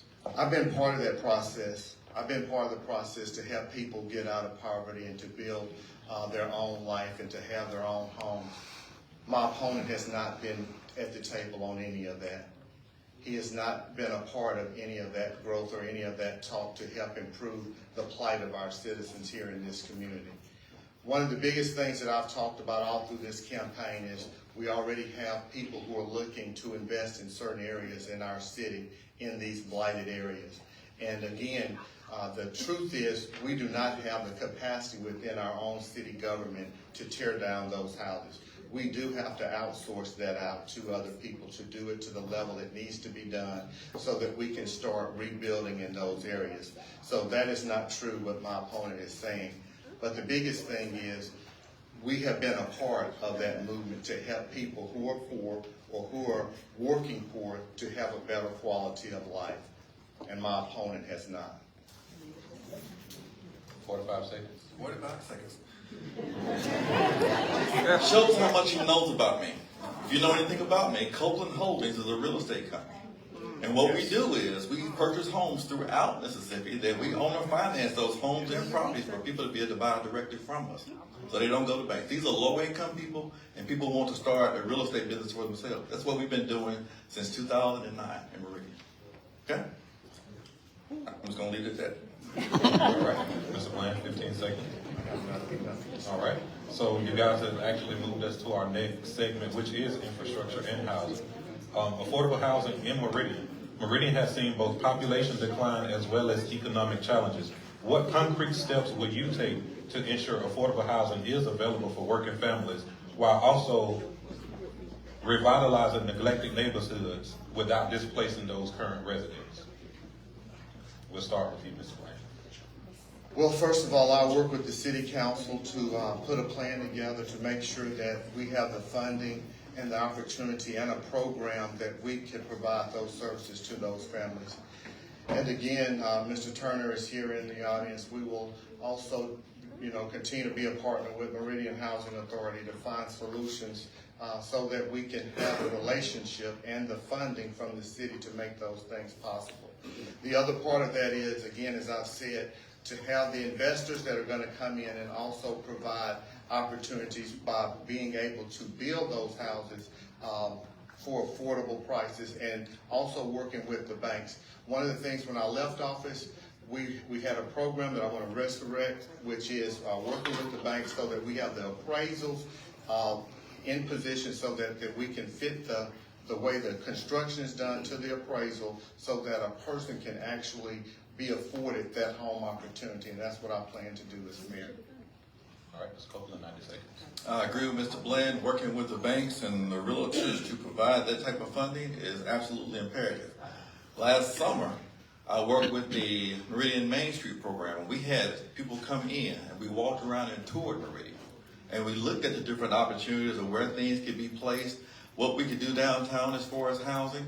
Out in the community, what could be stores, different things. We've already worked on this. We're already developing a plan with Meridian Main Street in order to be able to do this. So what we need to do is to continue working on that plan, bring those people around the table, and make sure it actually happens. The thing with government, we all know government is slow. We all absolutely, we know that. But we have to take that step forward and get moving. That's the point. You can't give up on it. You have to keep moving, keep investing, keep working toward that goal. So we're already working on it in Meridian Main Street. This is what I've been doing the past few years. Even though my opponent think I haven't been here doing that, that's what we've been working on. Just because I don't publicize everything on Facebook doesn't mean that's not happening. Oh my God. We're going to ask the audience if you will remember to hold your applause and your comments. Mr. Bailey, we're going to give you 15 seconds to respond. Well then. I don't have to respond. You guys haven't seen him. He has been walking your streets in the last 18 years. So, it's just talk. The person who's been walking these areas and dealing with the problems of this community is sitting right here in front of you. So, Can we stay? All right, so we're going to move to our next question under infrastructure and housing. Aging infrastructure and city services. From hot-hole ridden streets to aging water lines, Meridian's infrastructure needs a significant upgrade. What is your plan to modernize these systems, and how will you secure the funding without overburdening the taxpayers? Mr. Bland, we're going to give you 90 seconds. First of all, we're up under $125, $140 million consent decree that we are possibly about to go into the next part of funding for. It's a lot of work to be done. We have aged infrastructure in this city. It's an old city with a lot of issues underguarding up under the ground. We have got to work with the city council. We've got to work with our financial planners to put a plan together so that when we do pay for the financing of that bond, we do not spend as much as we need to on the interest rates. That's all we can do, but the work has got to be done. And we did that in a way so that our water bills do not skyrocket. But so many mayors before I became mayor kicked this can down the road and didn't deal with it, that I had to deal with it. And it was a 20-year plan. A 20-year plan, and really they gave us the opportunity because of how poor our city was that they didn't come in immediately and hit us over the heads with $2 and $3 and $4 million fines that we would have had to pay. So that took a lot of leadership and it took a plan, and so I'll work with the city council and to make sure that we continue that plan without burdening you guys being taxed so much on the interest rates. All right, Mr. Copeland, 90 seconds. Yes, I agree. It was unfortunate that we had to have the federal government come in and tell us to upgrade our facilities, but I'm glad that it happened, and it's a good thing. We're moving forward. Pretty soon we'll have all of the things that we need, the infrastructure in place. That's really such a critical time for Meridian to get ready to move, because we're getting all the things in place. Our streets have been paved. Our infrastructure is being upgraded. It's a great thing. When we finally get those tax dollars that we're hoping to get, we're planning to get from the Complex Data Center, then we need to make sure we pay down these bonds. Debt is not the way to do anything. We need to finance everything as much as possible in our city budget every year. And that's why I'll be working with the city council to make sure we do. We have to set a budget. We have to set priorities. We need a 5 to 10 year strategic plan for this city. We had a master plan that was created years ago. It was never implemented. It was paid for by the city, but it was never implemented. We need that strategic plan in place to let us know where we're going so we don't do things haphazardly. All right, you want to respond? Okay. Community engagement and equity. Infrastructure and housing decisions often overlook marginalized communities. How will you ensure that residents of all neighborhoods, including East End, Cooper Circle, and Highland Park, has a voice in the city's developmental plans? Mr. Copeland, we'll give you 90 seconds to start. Easy answer. We got to get them around the table. I don't care which housing area that you're from or what neighborhood that you're from. When you need to come to City Hall, we get you around the conference table and we get your ideas and inputs on how we're going to affect your community. Have your city council person there? I want to make the city council people more directly responsible for what's going on in your neighborhoods because they're closer to the people. I think that's necessary. And so we have those people that need to come to us, talk to us, tell us what your concerns are. We're going to have an open door policy in City Hall. Well, we haven't had that in the last few years. We're going to have an open door policy. And you're also going to hear from the mayor. I'm going to have what we call a from the mayor's desk that will communicate to you what we are and what we're doing and what our plans are on a daily basis so you know what's going on in the city of Meridian. And those citizens can respond, shoot an email, text, let us know what their concerns are and get involved with this process. It shows tonight how many of you are here that are concerned, and this is a great thing to see. And I hope it doesn't stop. I hope that you are have that feeling that this is the time for Meridian to change and you want to be a part of it, and that you will come and give me that type of information as your mayor. That's what I'm there for. I'm there to serve you. That's enough. Thank you. 90 seconds, Mr. So Bowman. I would let the city council in those areas, we've got to elect city council members who are going to be the voice of their area.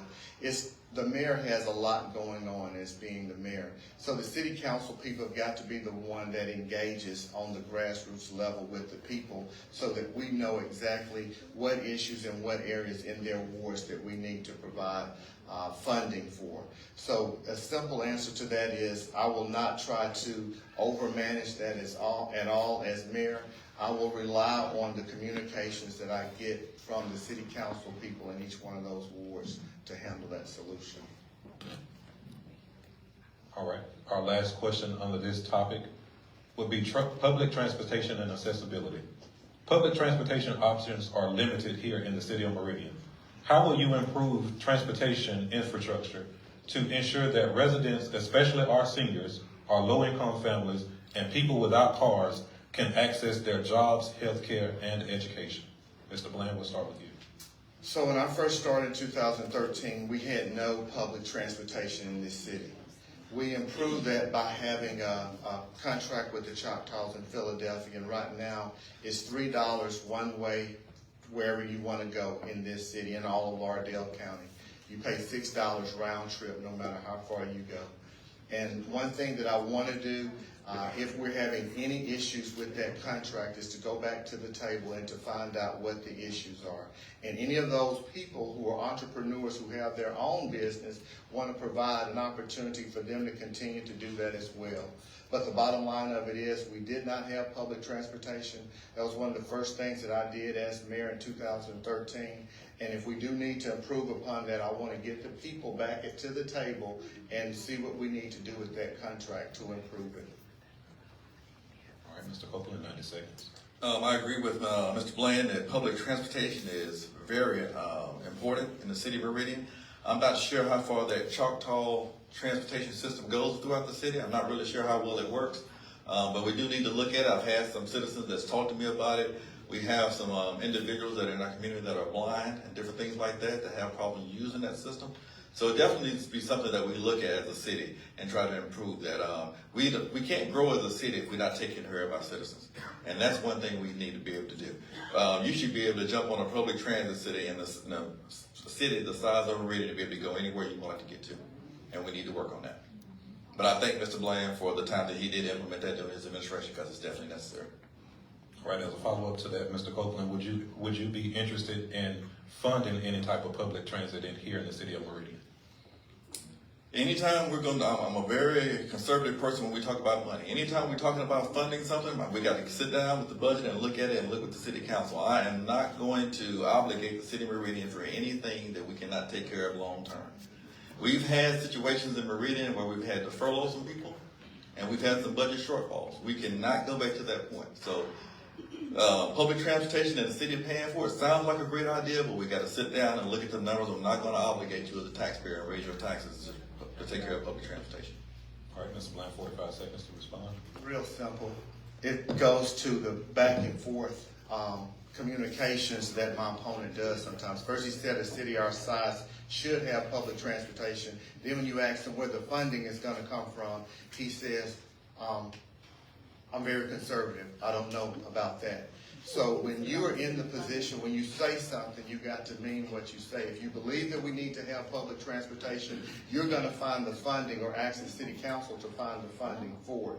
That's the difference between myself and my opponent. When I believe that there's something that we need, that you guys need, we're going to fight for it, and we're going to beg, and we're going to claw with the city council to get it done. If it's public transportation, if it's something else that is a critical need for this city, I'm not going to say that I'm too conservative to get it done. All right, we're going to move 15 seconds. Once again, I did not say I wouldn't do it. I said look into it. That's the only thing you can ask any leader to do. Been charged with anything. You want them to make sure they got the research done and it's done correctly. All right. We'll move to our next segment, which would be administration priorities. Under this segment, we're going to be discussing leadership and accountability. We'll start with you, Mr. Bland. What criteria will you use to appoint or retain department heads in key areas like public works, policing, and economic development? How will you hold them accountable for measurable results? 90 seconds. I look at their competence, their character, their cadence, their concern for people, their community involvement.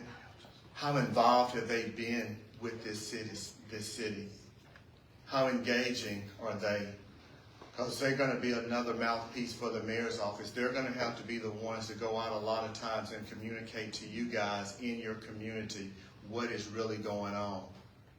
So those are some of the characteristics that I'm going to look for the leadership that serve in any of those roles, from police chief to public works director to any of our directors. Competency, character, cadence, community involvement. Those type of issues are very important to me, and I stand by that. All right, Mr. Copeland, 90 seconds. I've been military for more than half of my life. My core values are integrity first, service before self, and excellence in all that we do.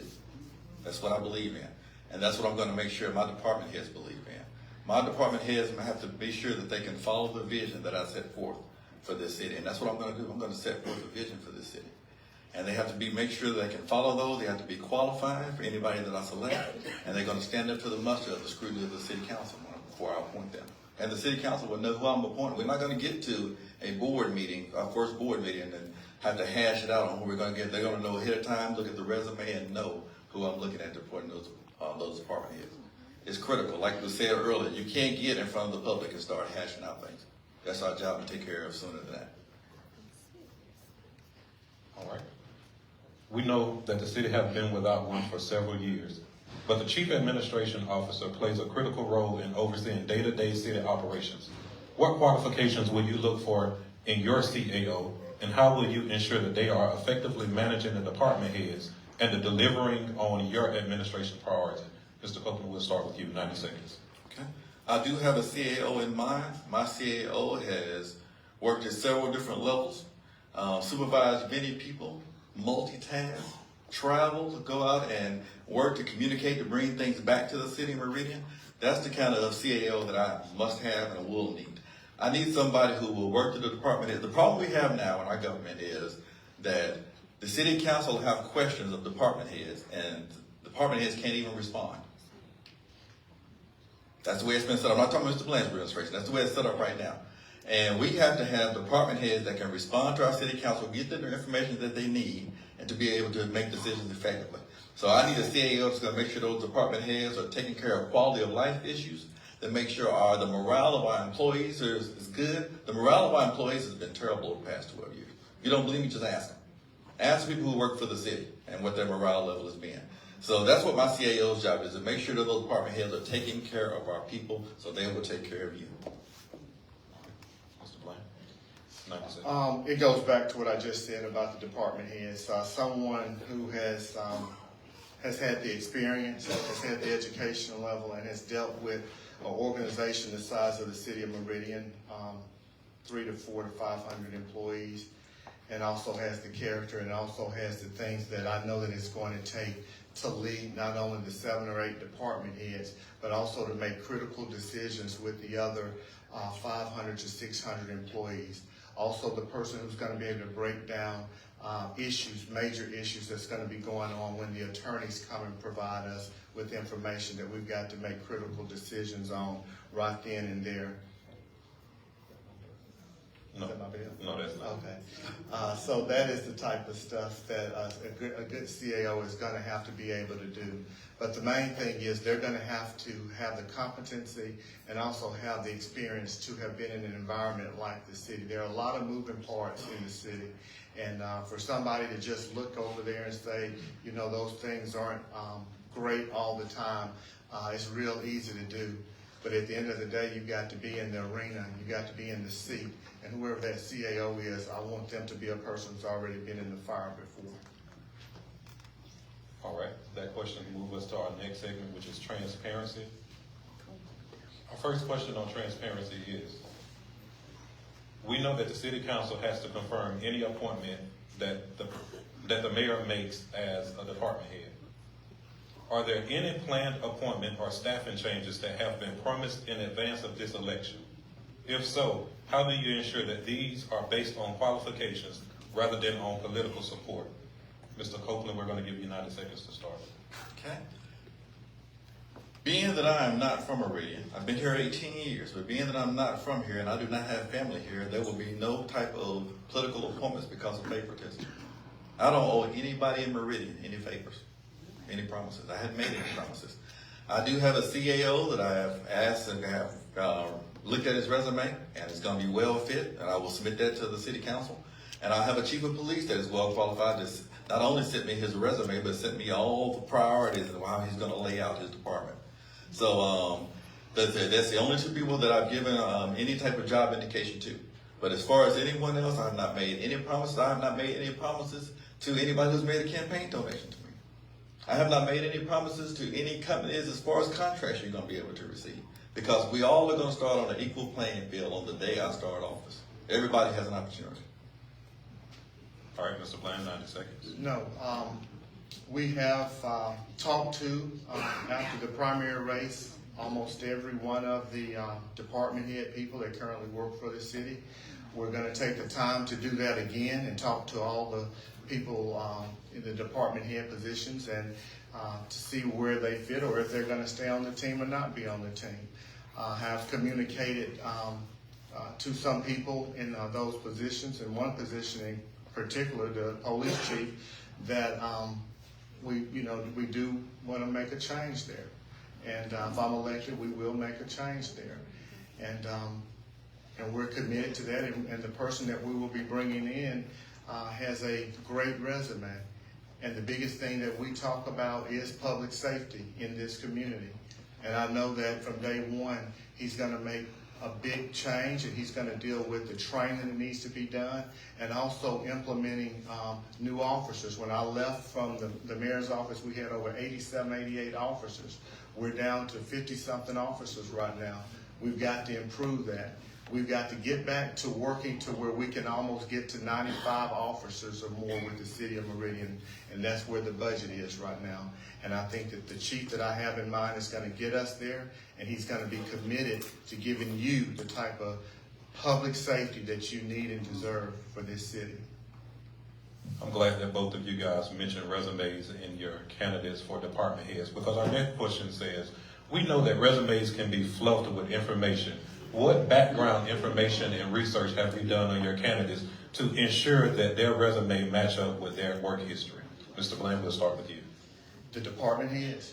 Anyone that you will be looking to appoint? Oh yeah, we call the references and we talk to people.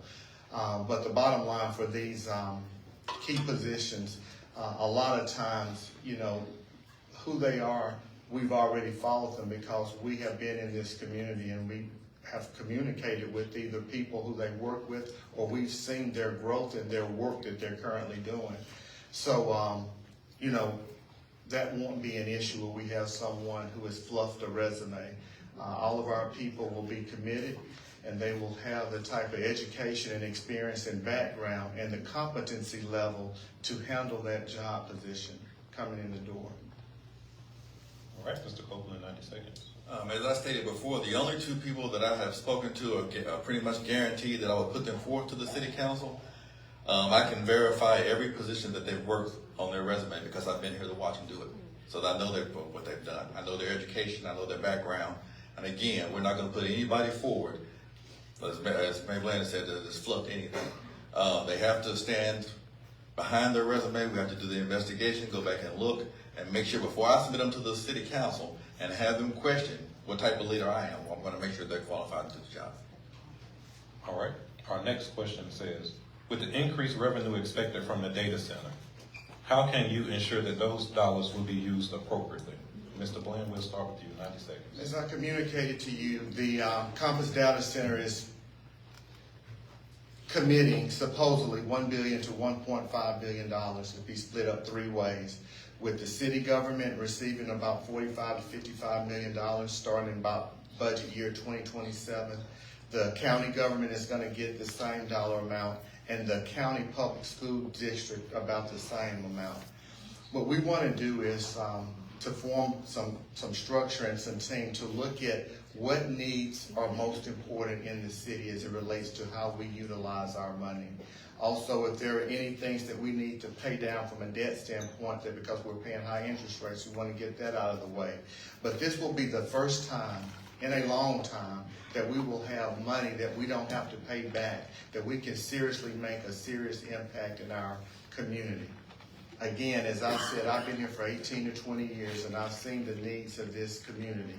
And I want to work with the organizations, and I want to work with the school district to help us improve the lives of our people. And that's what I plan to do with that money. No.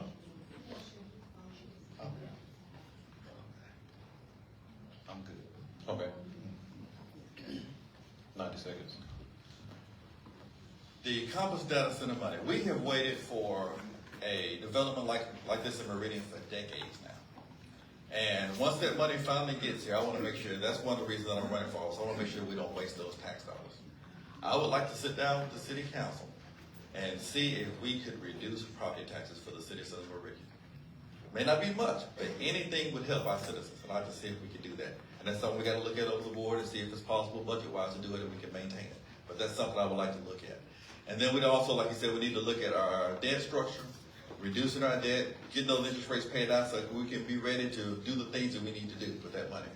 Just like you said, the school system is not going to receive $1 from that money, so we have to make sure we invest in our school system and give them a significant portion of that money to be able to operate and continue to educate our children. Everybody does not have the ability to be able to send their kids to private school. It's a wonderful thing, but we all don't have that ability. And for the ones that are in public schools, we have to make sure that we give them all the support that we can give them. And that's one way to do it.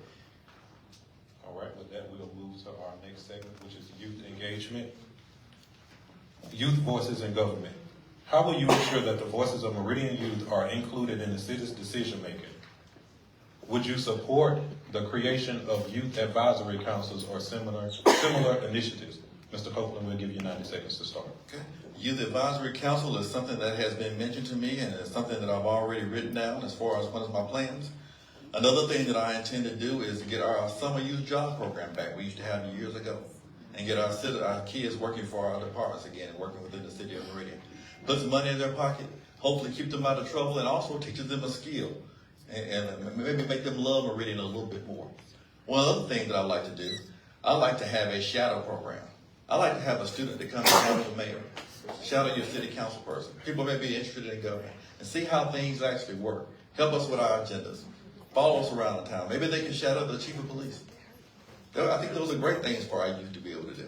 So we need to have as much youth involvement as possible. Anything we can get our youth to do that is productive, we need to do it. A lot of times the focus is always on sports, putting a basketball in somebody's hand. We got to do more than that. We need to train these kids, give them education outside of the public schools, teach them about financial planning, building a quality life. These are the things that we need to do. So our parks and systems are looking great. We finally got those where they need to be, and we still got improvements going. But we have to do more than just play sports with our kids. We have a much bigger investment here in Meridian. All right, Mr. Bland, 90 seconds. Yeah, we will continue to add on. We had a mayor's youth council when I left office, and I'd like to hear Mr. Copeland there talk about our summer job program that he's read about. We did have a summer job program for our youth that we did, and we couldn't get the funding every year because you got to have a council that works with you to give you the money. So we're going to go back to the table and put on the table every year for us to continue that summer job program. Also in our Parks and Rec department, we want to add on to some other things that we do that are non-sports related in Parks and Rec. And those things are going to add value to strengthen our children inside of the city of Meridian. Those are some things that we want to do, and we'll continue to do those. But like I said, a lot of times it takes the support of the city council. So that's going to be one of the things that we sit down with the city council members and push and push and push, because we can't just have a 2-year summer job program. It has to be something that's felt for 8 to 10 years, even past our time in office if we can. All right.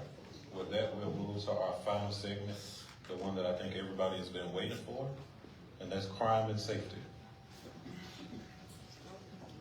Violent crime reduction.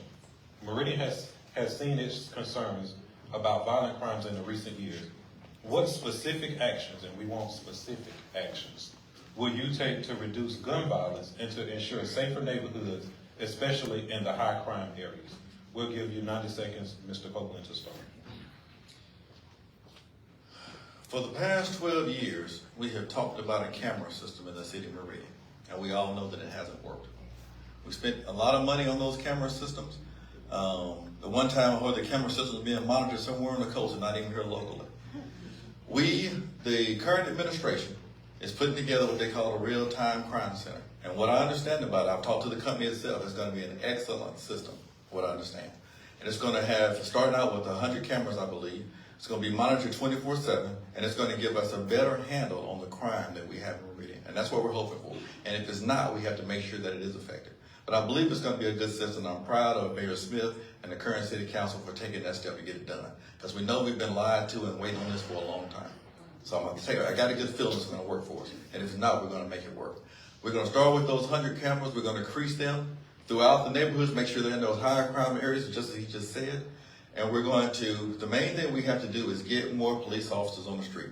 Now, right now, where everybody's campaigning, talking about raising the salary of police officers to a certain amount at a certain level, now. Why hasn't it been done before? Why are we talking about it now? The whole proposal is to make our police officer salary equivalent to what other cities are in Meridian. Has it ever been equivalent to what other cities are in the state of Mississippi?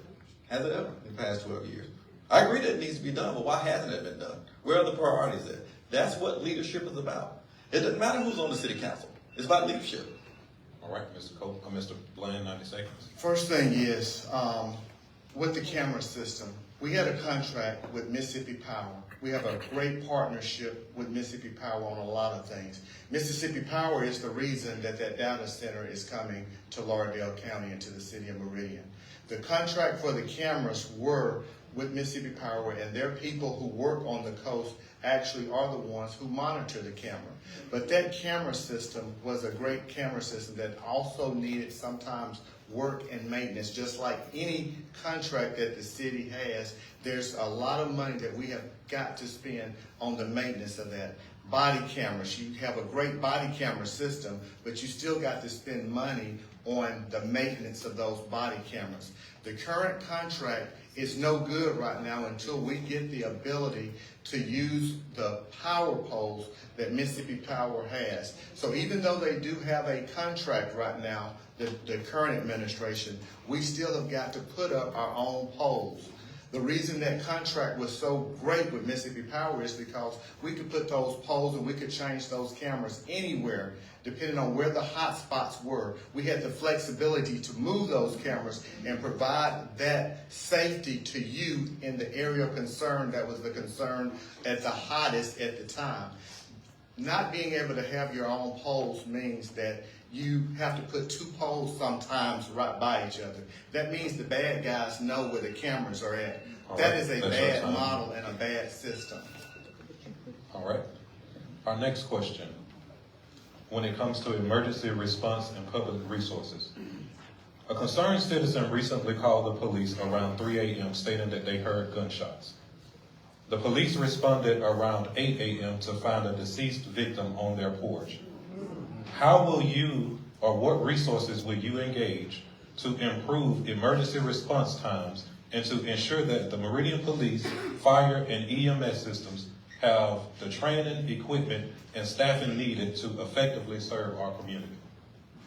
Mr. Bland, we'll start with you, 90 seconds. First of all, it's just unacceptable what happened, but the city does not control that service. That's a county service, so we would have to work with them through that issue. And whoever that happened to, of course, is just sad, but... Well, this person called the city police, I'm sorry. Yeah, City police. Okay. They didn't call, you said they didn't call 911? 911 city police, yes. Yeah, but when you call 911, that's the county function. It's not on the city, so it really wasn't the city's area. The police chief will not control that 911 call. It's controlled on the county side. But the bottom line of it is we have got to partner in a way that we all, the right hand knows what the left hand is doing. It's the bottom line of that. And some things, like someone said up there today, a lot of times you guys don't understand or know everything that's going on in government because it's so much. And so one thing that I want to do as mayor is to communicate a lot of things that I now see after reflecting for 4 years not being in office, how many and how much people really don't really know and understand about their government. And I will be doing that by communicating more on my mediums and even through our WTOK radios and other people that are here to let people know how these things will and can affect them. We've got to do a better job in government of that. But to answer your question, that's something that we've got to work together on, but that's a county function. All right, Mr. Copeland, 90 seconds. We are, as I said before, we are at the point where we have a fully staffed fire department, which is a great thing. Our fire department is actually starting to get medical personnel to be on their fire trucks with them, which is a great thing as well. We have to work with Metro Ambulance. Right now, they're going through some struggles. We have to make sure we keep them here or try to get somebody to replace them, but we have to have a viable ambulance service right here in Meridian. And then the last but not least, of course, is our police officer. We have to increase the number of police officers that we have. Now, a few minutes ago, Mr. Bland said that when he left office, there were 90-something police officers on his staff. I'm not misquoting. I want to make sure I'm correct. I invite you to go to the City of Meridian's website when you leave here. Pull up the reports. Look at the audit that was done in Meridian. In 2013, there were 100 police officers. In 2021, 63. Not 90 when he left office. Go look at the stats. They're on the City of Meridian's website. I'm not making this up. I can have this copy if you like it. There were 15 seconds. There were 88 officers when I left. That's a play on words because when I left in June, there were 88 officers. There may have been 60-something officers within the first few months because a lot of officers did leave the first few months after I left office. But when I left office, there were 88, 86, 87 officers, and we had a budget. I said 86, 87, All right. 88. We had a budget of 95. We had a budget of 95, but 87 or 88, so we were almost. Our last question is, as it relates to youth violence and prevention. Youth involvement in crime in the city of Meridian have concerns for many families. What preventative programs or partnerships will you support or invest in to promote youth engagement for at-risk youth and steer them away from criminal activity? We got 90 seconds, Mr. Copeland. We have several organizations that are working with our youth daily. And one of the founders of that, Mr. Carter, is here today. He is doing excellent with our youth program. We just need more people like him that's doing what he's doing. We have to work with our youth. We have to educate them. We have to train them. We have to, like I said, come outside of public schools. They have enough to do with the public school system. When they get out of school, we need people in our community, organizations like Mr. Carter has, that are working with our youth to make them productive citizens of Meridian. And we, as a city, as a mayor, as a government, we encourage that. We support that. We should support that 100%. Now, we still have some bad apples out there. You're always going to have a few bad apples in the bunch, and we have to make sure that we reach these kids so these bad apples do not spoil the bunch. That's our objective. Well, unfortunately, we have some parents that are not doing their jobs. We as a government, we can't legislate that. I cannot legislate morality. I cannot. But we have to give the people the resources that they need and that they're seeking in order to be able to help our children. Our children are the future of the city of Meridian. We're doing all of this supposedly for them. That's what we should be doing it for. We want our children to grow up here, be safe, to stay here, get jobs that are affordable jobs, be able to take care of families and live here if they would like to. And we have to start with the children.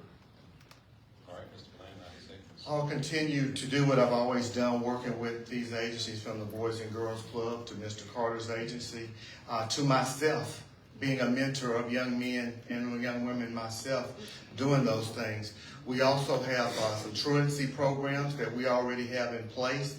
We will hold the people who are over those programs to a higher standard to make sure that the parents are doing what they need to be doing as far as it relates with truancy. And we also will truly implement much stricter our curfew laws here in the city of Meridian. But from a program standpoint, my administration, my team will do all that we can within our Parks and Rec department to provide programs for these young men and women, but especially for these young black men in the city of Meridian. And it will start with what we do in our Parks and Rec program. All right, so one last follow-up to that. Mr. Bland mentioned the curfew here in Meridian. I don't know how many citizens know that Meridian actually has a curfew.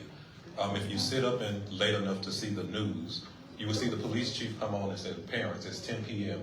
Do you know where your children are? That's not just a catchy statement. That's to let you know that your children should be in the house, because Meridian has a 10 o'clock curfew for you. So at this point, we will give our candidates 90 seconds as a closing statement and a plea to the public. Mr. Copeland, we're going to start with you. 90 seconds. I'm going to leave you with a story in my 90 seconds. 4 years ago, Meridian was thriving. Just 4 years ago. Population was growing. People were moving back into the city. Crime was down. Murder was down. All of this was happening with the city. The police department's pay was equivalent to other cities within the state of Mississippi. Streets were being paved. Jobs were plentiful and coming to Meridian. If that's the Meridian you remember, if that's the Meridian that you think we had 4 years ago, then you know which way you should vote. If that is not what we have and what we need to continue to be working on, then we need to make a change. If we continue to do what we've always done, that's just life. You're going to continue to get what we've always gotten. That's just the bottom line. I do not have all the answers. I have not held this position before, but just like Mr. Bland moved here, according to him, 22 years ago. So in other words, he was here 6 years before the first time he ran for mayor. He made a statement on his page the other day that said, I'm a newcomer to the city. He was here 6 years before he ran for office. I've been here over 18 years. I understand what's going on. I've been here. I've seen it all. I was here for his entire administration. If we want things to be different, we've got to do things differently. I'm not trying to be negative. I don't want to be negative. We didn't have negativity in our politics until the last few years.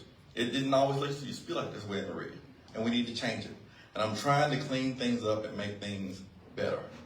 That's all I want to do. So I'm asking you to consider me for mayor. Thank you. If you continue to do what you have always done, you will continue to get what you've always gotten. Let's name some of the things we've gotten up under the Percy Bland administration. We've gotten the Velma Young Center. We've got this building right here that was $52 million. We've got the Children's Museum, the 3-Foot Center. We've paved a lot of roads, a lot of blighted areas we've torn down. We continue to improve this city all around town. But the most important thing you got was a leader that was out there all the time with you, no matter what side of town that you were on. So I'm asking you, don't let someone come up here and fool you who's been here for 20 years that says they have all the answers, who has not one time, besides 3 months ago, went to the Meridian Public School District, who's never mentored a child in this city, who's never had any paid programs where he's paid for them, and tell you things are all bad or all gloomy, because they have not been all gloomy. He knows that they have not been all gloomy.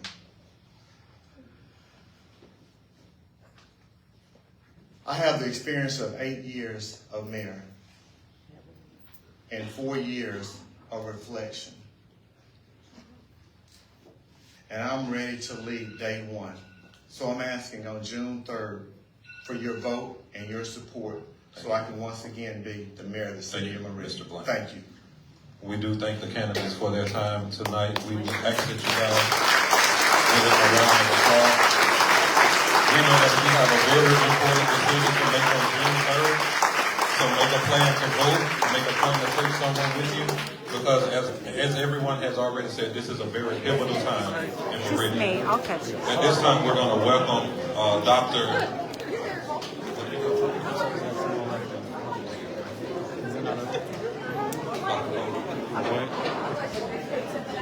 Pope. We're going to welcome Dr. Pope to the stand and close us out in prayer.